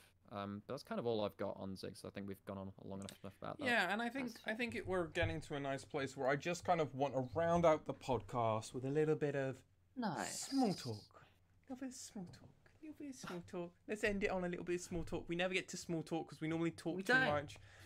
But it's already 1:30 in the morning. I think. Oh, good grief. I think it's about time we do a little bit of small talk. It's almost pillow talk for us. It's almost pillow talk. Ooh. Should I get my Poro? I mean, if you want to, you can have your Poro next to you. I'm gonna go get my pillows. I'll be right back. I'm gonna enjoy this. It's not a pillow, but like it'll be another unnamed. Your webcam is still dead, by the way. Yeah. Is it really? It's died again. Oh. No, I mean, it never came back. Oh, really? That's yeah. bizarre. Oh, okay. I've just got your. Is this? Okay. I got your anime girl from the game from the DS. The World Ends With You is such a good game. Which is set in Shibuya. It's set in Shibuya, which is where the LJL is held. It is. Indeed. It is. It's all tied together. It's all mishy mashy wibbly wobbly of time. Because David Tennant is back, because that's what Sam's alter ego is, as people have said. So there's some small talk for you. Go and play that game. The World Ends With You, Subarashiki Konosekai is such a damn good game. I like to think my alter ego is a Poro herder. Nah, it's pretty good. That's Braum, right? You're just Braum. No, I'm that one card which is like the 1/3 summon something. Yeah. Christ! Oh god, I've got casting for that, and I bet I've not paid enough. Legends of Runeterra, yeah. Got a counterfeit, not watching this stream, wherever the new boss is, like looking at this guy going, I've hired this guy, he knows nothing about this card game. I posted a weeb gif from like our first thing where I did like that thing, which also, that will now also be a gif as well. Nymaera. It'll be a far more pixelated version, but yes. Sure, cool. But like, you can do that. Like my boss, pretty much my boss from the Newell was like, "We need to think about changing your job." I'm like, "Oh no." So, with some small talk, pillow talk action, I think it's about time we talk about, as we're now well over the halfway point, and we've done this on cast, we've done this on stream, but I think it's more formal. Let's do it in our podcast setting. What's our expectations for the teams moving forward? Because the standings are now getting into a weird place. We've got lots of teams clumped up together, and then we've got one team that's just going to make it.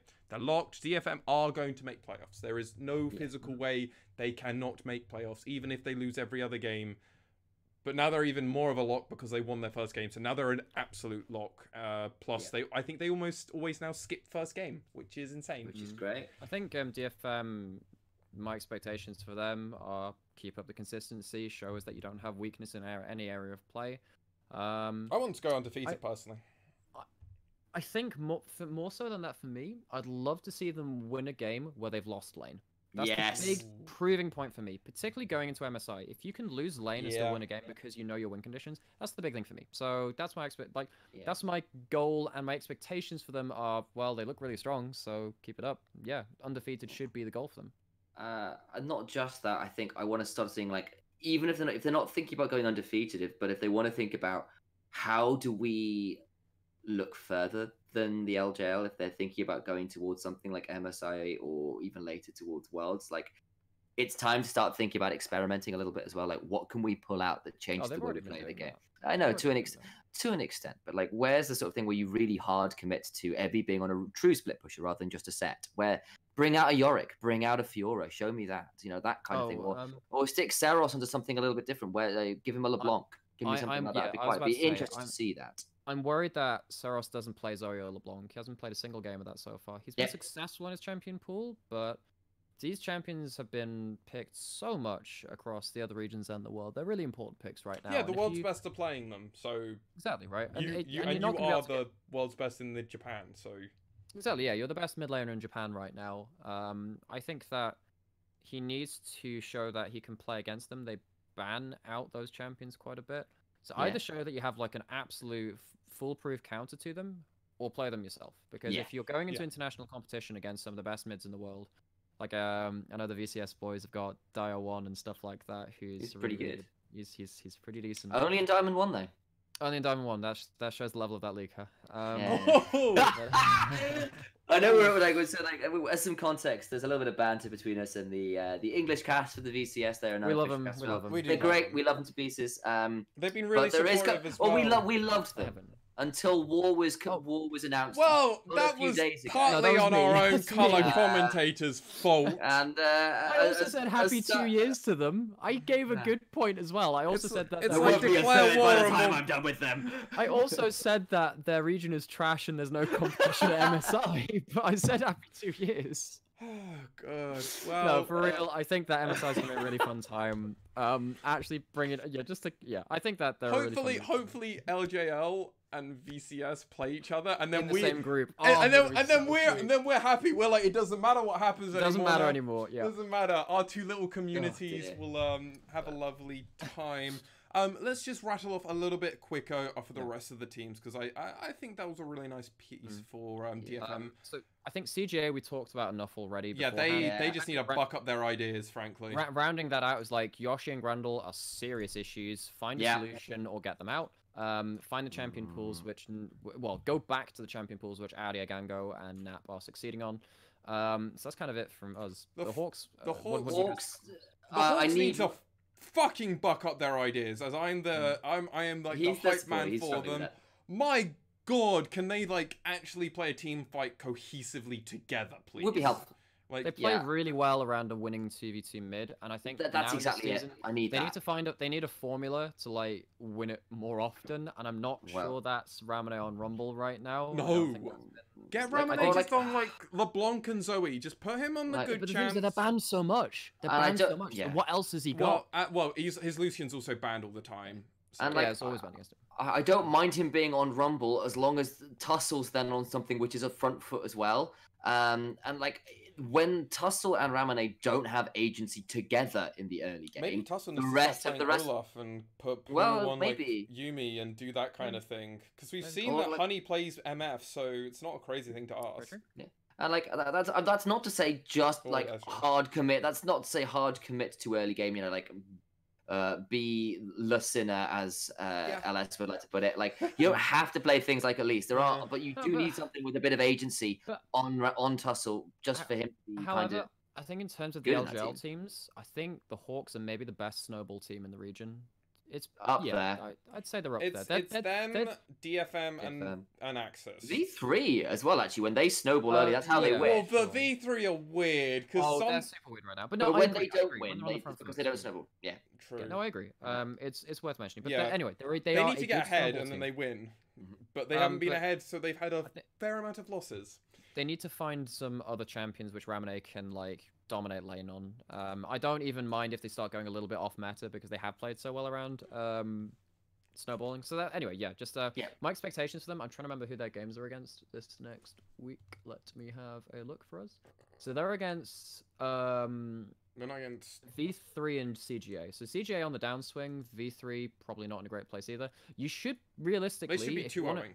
You want to 2-0, and this is a position to 2-0. We said that about Axiz coming into this week as well. They pulled it off, so you got to keep pace with the other teams. Go 2-0. Yep. Right, next team.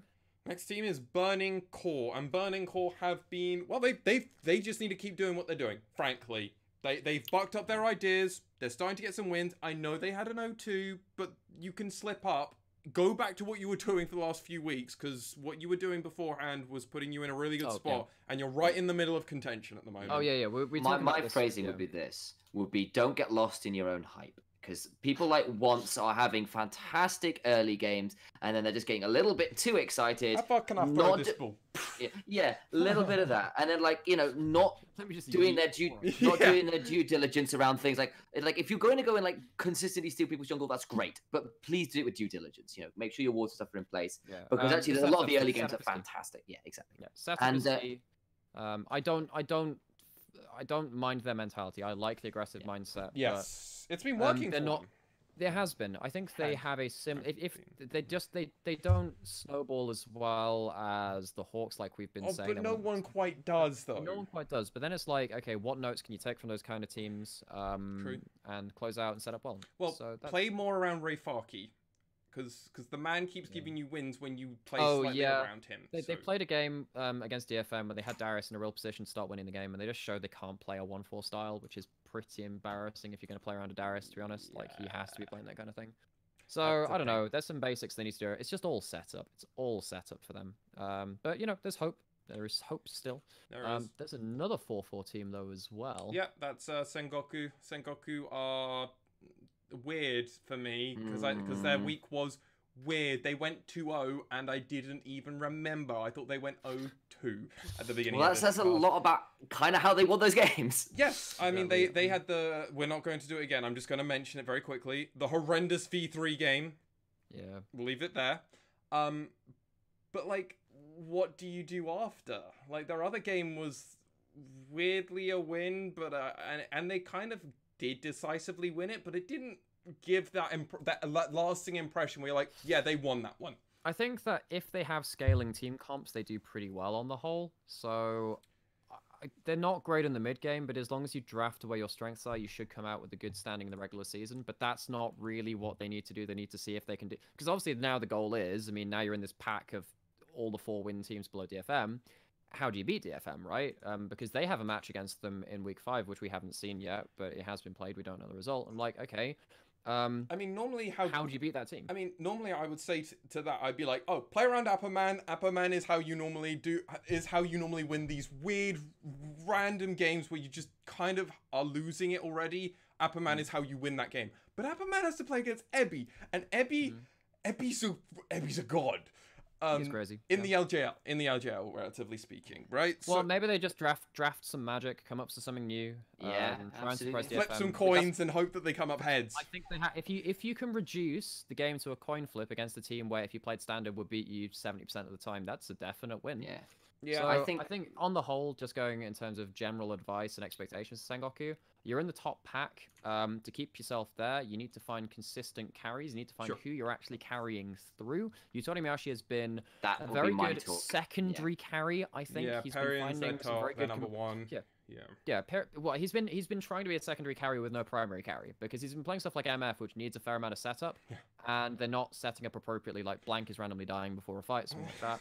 Tyrion had a better last week, though. Yeah, and I kind of want to echo that. I think in Initia1ise you trust, and potentially specifically for that DFM game, like we have occasionally seen Utapon get a little bit aggressive when like gangs backed and get caught out. It happened in 2 or 3 games. Yeah. And like I could see doing V3 in their first week ran like went for a crazy dive comp, ran over the bot lane and snowballed from that. I could potentially see an option where Sengoku Gaming go, okay, we're going to get Pyrion on something that can roam. Blank's going to come down here, and all we do is we just like hard destroy bot lane. Apperman's going to be split pushing in a 1v1 anyway, so we're putting him on Gangplank and we're forgetting about him. We'll ask him like 40 minutes in, did he win or not? Yeah.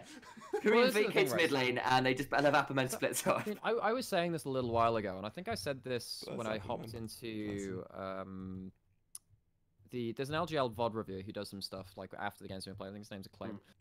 So I hopped into one of the games there, and I basically said, I think the way you beat DFM is, one, you do this weird drafting kind of strategy where like you give over power picks because they're the thing about proved it worked.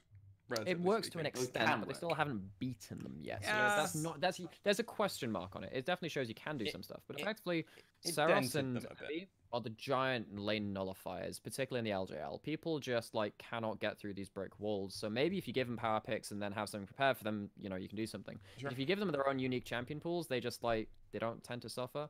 So on that same note, maybe you can win through bot lane because they're 2v2s can only go a certain number of ways. If you can kind of like coin flip down there, go aggressive, do something. And when you got one of the best AD carries, you just got to use them and abuse them, right? Absolutely. All right. Okay. Last 3 teams for us to go through. First off is Rascal Jester.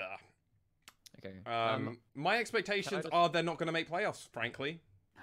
At this point in time, I'm sorry, but like someone's not going to make it, and currently they're the team where for the last 2 weeks I was like, they can do it. I believe they can do it, and now I'm like, no, So, well, No? I mean, just to give a bit of a picture, right? So we're so these guys, so there is a whole group. So there's DFM on 9-0. There's CGA, the Hawks, and Sengoku on 4-4, and then we have these three below them at 4-6. So they've played their 2 games. The good guys above them. Burning Core, aren't going to drop Jesters, and below them. Axiz. Yeah, Burning Core, Rascal Jester, and Axiz. And then you have V3, 1 game below them at 3-6, only 1 game played. So 2 of these teams are likely to not make playoffs. Which of those 2 are they going to be? We've already said that Axiz on the up had a bad start of the split, but they're really turning on the afterburners now. So unless they have a massive dump in form, we're expecting them to and even make then, they have playoffs. to start drafting poorly. Yeah, which hasn't been a thing the entire split. So then you like Burning Core, we talked about them. They have some great carry players, but then it's about the setup, which is, that's something which they have shown before. They had 2-0 weeks against good teams. Rascal Jesters, I don't know what to make of them half the time because they just keep flip-flopping between great games and bad games. They can be competitive versus DFM and then just lose very, very quickly to other teams. Yeah, and it can be any team as well. That's the crazy thing. Axiz. I mean, well, not even then. Axiz are looking good now, so they could legit lose in concise fashion to any team outside of DFM, and it's just like, yeah, I can see that. Yeah, I think like the problem is if Art has a quiet game, True. Rascal Jester can't carry in the mid game because And Ninja gets caught in the mid game. Gets caught in the mid game. But the thing is, Ninja had a much better last week. Yes, and he did. So in week 4, he had a good week. Week 5, I'm trying to remember his games. He was the Varus game. Yeah, he had a Varus game and he had a Ziggs game. And actually, yeah. So the last 2 weeks, Ninja's been stepping up. Dope. Yeah, no, the Varus game, he had a weak early game. He kind of had a bit of a disrespectful flash, didn't respect a gank, and he kind of died for that early, which then kind of made his lane a bit hellish. But later into the game, this guy was trying to make plays, which I always appreciate. He looked pretty confident It was on dope. the pick. It was cool to And see it. it's a new pick, right? I love seeing people pick out their comfort picks and going a little bit off meta, particularly if you think that will solve The a matchup. cues he was pulling out on Varus were dirty. great. Oh, they're nasty. So I think expectations for Rascal Jester, I can't confidently say they'll make playoffs. I think I agree. So then expectations are, I think they'll probably finish 7th right now, which is below what I said in my preseason rankings. I thought they'd be better than this. And but let's go on to the next team who I'm on the high expectations of are now gonna make playoffs, and that's Axiz. They are currently they're looking so good. These guys are the anime redemption story, I tell you. It's so good to see. And it is. Even if they come 6th, I am all the hype bro for them. I'll be waving flags. I'll try and buy something yellow for the Axiz. Like, man. I have some like black and yellow socks, like the full light socks from when I did sports and stuff. Because it was the East Midlands colours for when I did fencing. And, okay. Yeah, so I have like these really. There you go. The most Japanese thing I own was a 1OK Rock scarf from a tour they did, which is like they sort of scarf is like a towel thing that they give that you can get at like concerts in Japan. Sure, so this is my kind of it's yellow and black. This is what I will do. It'll be in honor of Axiz. Well done, guys. But yeah, no expectations for Axiz. I'm trying to remember what I'll look at. So what's the never made playoffs. No, they've never made playoffs. They've never gone higher than bottom of the table. They were stone dead last in. They're a team that's only been in at the LJL for 2 seasons. They've got. I think they've got more. Burning Core next week. Yeah, I think they've got more wins at this point than they did in either of their splits last year. Yeah. Yes, no, they did. I went through and checked. Yes. So, but their last 4 games are against Sengoku, Burning Core, DFM, and CGA. So DFM CGA in week 7, pretty hard draw. And they went 1-1. And then in week 6, Sengoku and Burning Core. So right, sorry. So I mean, coming games. Yeah. I still expect them to draft well. I think they've got a really good handle on whatever meta that they've kind of input themselves into. I think that Gadiadu has been one of the standout mid laners so far. Hoglet's finally turned his switch on. Corporal continues to impress. Onion had a much better last week. Hyde still a bit of a question mark, but he had a good Xayah game in the 2 games that we covered in week 5 so far from them. One good Xayah game, one kind of meh Xayah game. But I think that they have a lot to look forward to. As long as they keep drafting well, keep up the consistency, I think they'll make playoffs. Yeah, that's not something I would ever have said at the beginning of the split. Such an improvement. I mean, No. it's going to be a little hard, right? Because they do have quite a hard run in at the end of the split. CGA we expect to recover to some extent, although Hoglet might be able to just push around Yoshi and kind of get them to like the last game they played was really fun. That was the Jinx Lissandra one. Yes, They it had to was. play DFM, so you kind of chalk that down to a loss, unfortunately. Regardless of how good they are, and I think Sengoku they tend to draft better. So if they draft enough engage and Sengoku kind of flop again, we could definitely see Axiz take a game off them. Yeah, and Yeah. the game they lost against them in week 4 was like really back and forth, and they could have taken it. So I mean, going for the rematch game, I could see them winning. Yeah, and then Burning Core didn't have the best last week because obviously they went 0-2. So very winnable as well. So that's I think particularly the Sengoku and the Burning Core games are going to be the ones where there will be a contest, and like when the tables are as tight as they are, like those kind of games are the ones where if you want to be in the playoffs, that's where you prove it. Frankly, because they're the people who are fighting for the same spots you are. So if you are going to be in the playoffs, it will be on the back of you beating the teams and proving you're good enough to be in that place and not them. So the 4th and final team in the the 8th and final team, the last place team currently in the standings, was still a game to play for us in week 5. So slight caveat there, they can still tie the other ones, but if they lose again, and I'm not sure who their last game is, I actually can get that up. It's against the Hawks, Okay. so not going to be an easy one. So if they get that extra loss, they're going to be very far down in the standings compared to everybody else. And particularly when we've talked about, particularly in that game, how the Hawks really like to play around a winning 2v2. Ace has maybe been our weakest mid laner in the LJL. Yes, He's been I think he probably has. So that can be an absolute win condition for the Hawks. They really love playing around that winning mid lane, so it's going to be hard. I'm not expecting them to make playoffs, and I feel really bad for Boogie. Because he's been one of the better junglers. One of the best junglers on, sadly, the worst team. It might come out to that. Yeah, which is sad because they've had some really explosive moments, which I've really enjoyed. They drafted really well in week 1. They had that. I feel bad for Reyna and Archer and Paz to a point, but like you need to perform. You need to show up. Paz has been quiet in a way I was not expecting. Yes. I think Ace, has the lowest DPM for any mid laner in the league at the minute. And like that's just, and I'm sorry, at the minute when your mid lane is so heavily revolving around things like LeBlanc, Zoe, even things like Azir, Ziggs coming in, those are not low damage picks. I'm sorry. You do need to be putting up enough numbers to be carrying stuff, and I do think that's a serious issue. And this is sad because this is a team that was in the playoffs in 3rd place when it was only top 3 teams. This is a team that, in theory, if anything, they upgraded. Well, they didn't though, because I mean they lost Yutori Muashi, they lost the Vivid bot lane, like that. That was a key bot lane, and Archer on his rookie year as an AD carry coming in, I hope the blame isn't put on him for them losing so much. Because frankly, if anything, he's been performing. Yeah, he has. Now, is he Yutori Muashi? No.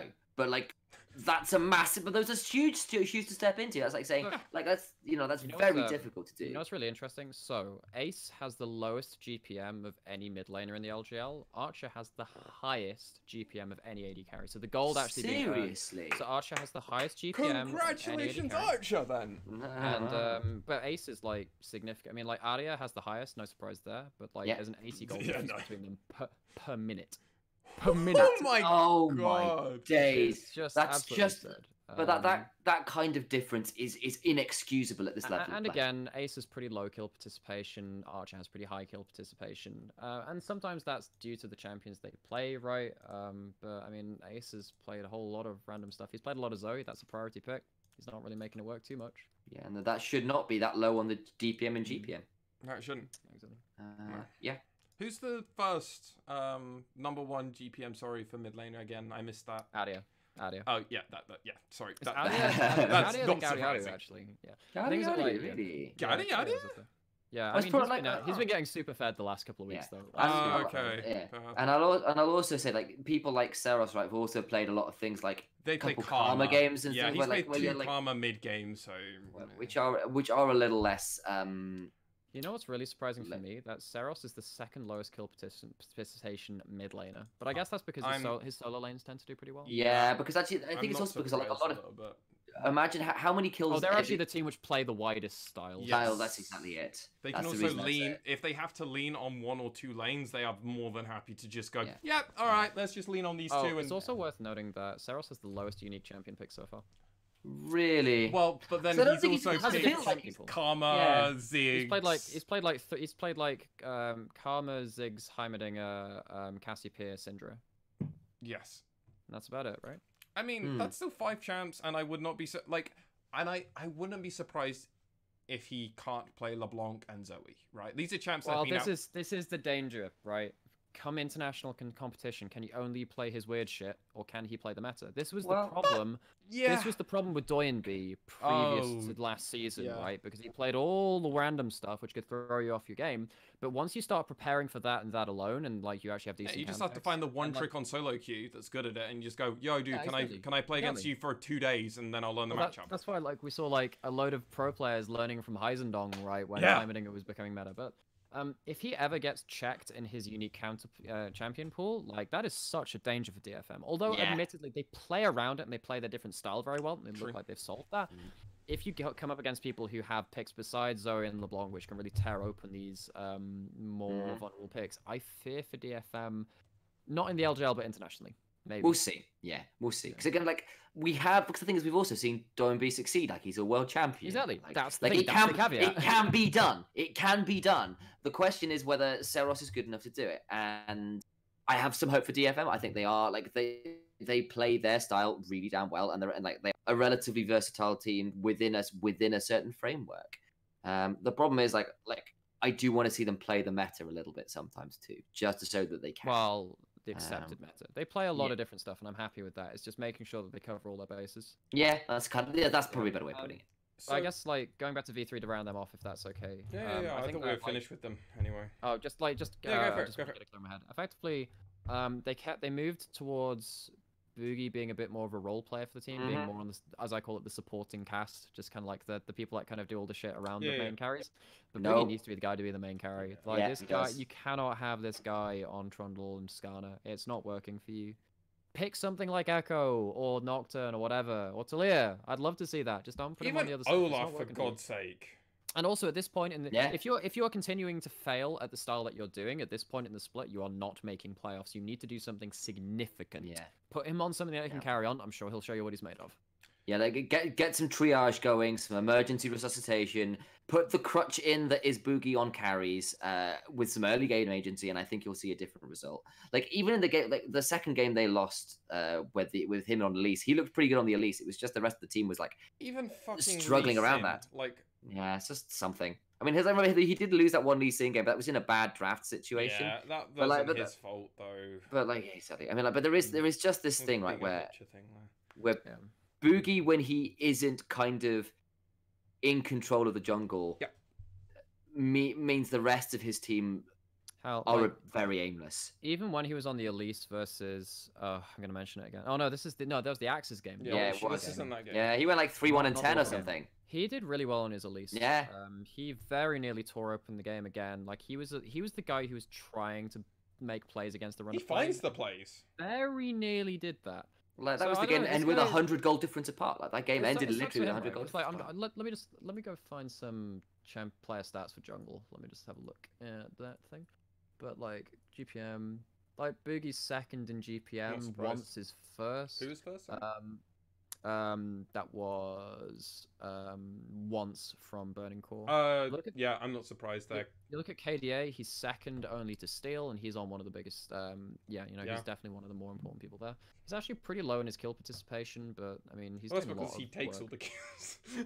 No, it just means that the rest of his team are getting isolated kills and stuff. And I assume that's due to the bot lane just doing a lot of 2v2 killing actually. Well, when you have the #1 GPA bot laner, I'm not kind of surprised about that, right? But that is the thing, right? They're not playing around the two people that they could play around. The mid laner and top laner just. I don't think Ace is worth playing around for V3. No, but they tried it once, didn't work. Paz is just arguably a solid top laner, but don't make him have to overperform because he's not turning on at the moment. He's had some really awkward Aatrox games where he's picking Grasp and kind of like losing to Camille's. He was okay in the game versus Axiz. It's awkward. He's been very quiet, like you've been saying, Sam. Yeah, and like that's not what my expectations are. I think yours either. Well, like he wasn't just a player. This was a guy who was doing some pretty stellar things. I was expecting him to be the second best top player in the LJL. Yeah, I genuinely was. Who else is Who else is in here? Let me just look through all the names. I mean, it's Ebby, Apperman. You got Paz, Unyan, Paz. Who's Cog for Rascal Jesters. Yeah. Nap for CGA. Oh, Crest. Yeah, Nap is absurd. And then you got Dasher. Dasher, thank you. That's who I was forgetting. Yeah, I mean, I'd say Ebby, Ray Farkey. And there's a big gap between everybody else. And then there's stuff like Nap's pretty good. Apperman's pretty good, but Apperman plays a completely different game to Ray Farkey and Ebby. Yeah. Like Unyan stepping up. Yeah, Unyan's stepping up. Unyan is now stepping up, but we need to see where that goes. Yeah. I think Paz has been in the maybe like 5th spot. Something like that. Yeah, it's just in and amongst some of the others. It's hard to compare stylistically, right? But he's not been finding the success that we wanted from him. Yeah, it's still just Ebby and Ray Farkey show. Yeah, exactly. Feels like. Yeah. Okay. I think that's all of our teams done, right? Yeah, we've done all our teams, and with that in mind, it has just hit 2 in the morning for us over here in the United Kingdom. I want to pass it over, as I always do, to my lovely co-hosts and color commentator and play-by-play caster. I love switching around for both of you. For any closing thoughts you have for the podcast or anything you want to say to the listeners. I'm tired. That's my closing thoughts. No, that's true. I'm going to go to bed counting poros and seeing LJL in my sleep because we've been casting it so much. I think the last week has been really interesting. I think patch 10.5 when it hits will be interesting to see how the teams deal with like Ornn being a bit nerfed and Set being a little bit nerfed, but whether they still hang on to them because they're practiced with them, whether they have any other comps, how are they going to handle Senna with the not 80 carry meta? We've seen it a couple of times, but it's whether they pair it up with something interesting. A lot of stuff to be wary of, and like it's crunch time. Teams are gotta start picking up wings. Like that's kind of where my thoughts are going. Is like it's crunch time, but in a really serious way. So like this weekend is when weeks 6 and 7 are happening. Yep. So we've got week 6 on the Saturday, week 7 on the Sunday. There is no more time left. This is it. True. You need to put up or shut up. The standings could not be tighter for most of the rest of the standings outside of DFM as very much the outlier. And this is it. Like you have no more time. You can't keep experimenting and hoping to pull it out next week, right? Like that's just not going to do it anymore. So it's going to be really intense. Speaking about running out of time and stuff, I have a lot of university commitments in the next week, so I won't be able to cast all of the remaining games. Yes. I'll be kind of great sadness off of some of them. Follow our Twitter, social media. We'll keep you kept there. We are going to cover all the games within reasonable time, but reasonable time when there are 16 games in 2 days is longer than 2 days for us. It's much longer than that. Just watch our Twitter. Will sadly, potentially, as we've already discussed, will be sadly joining Initia1ise in the booth. Well, sadly for Nymaera, probably sadly for Initia1ise. That's not sad for me. I'm hype as fuck because I'm great. It's gonna be great. Hiring new color caster here. Yeah. So I will be the color caster. Thankfully, I've had a tiny bit of experience given to me, so I'm a little bit more familiar. I'm not coming in this completely cold, and I'm excited to be casting with Initia1ise. Honestly, I think it'll be it should be really good. I'm looking forward to it. Speaking of, we'll be casting a couple games over the next couple of days as well. We will be, yes. I believe we're doing some tomorrow. Well, we're basically doing some over the next few days regardless. Yes. It's going to be pretty hype. As obviously we will be closing out week 5. Before week 6, we have said we will always try and do that except for Super Weekend because 8 games in a day is absurd. And it's kind of crazy.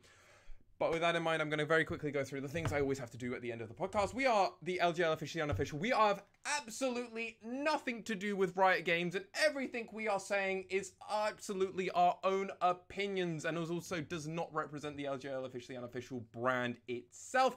We are people. We are individuals. This is a fun thing we're doing. We do everything off our own backs because somebody's got to do it, and that's how you start a startup company. You do it yourself, and then you get there. But we're on the process of trying to get there at the moment. And as always, if you do have any feedback, any comments, any questions you want to ask us, reach out to us on our various social media. We'll have a Discord at some point in the next couple of weeks as well. We are getting worked on that. Let us know. We'd love to have some interaction. We want to start building a community around Big this. time. We absolutely want you to be a part Yeah. of it. Yeah. And come support us in our war versus the VCS. We are going to be the victors, and you want to be on the winning side. Suspicion this is going to be a losing battle. Suspicion. No. We're going to win this. Don't go in. Don't go in with that attitude. This is going to be ours, I believe.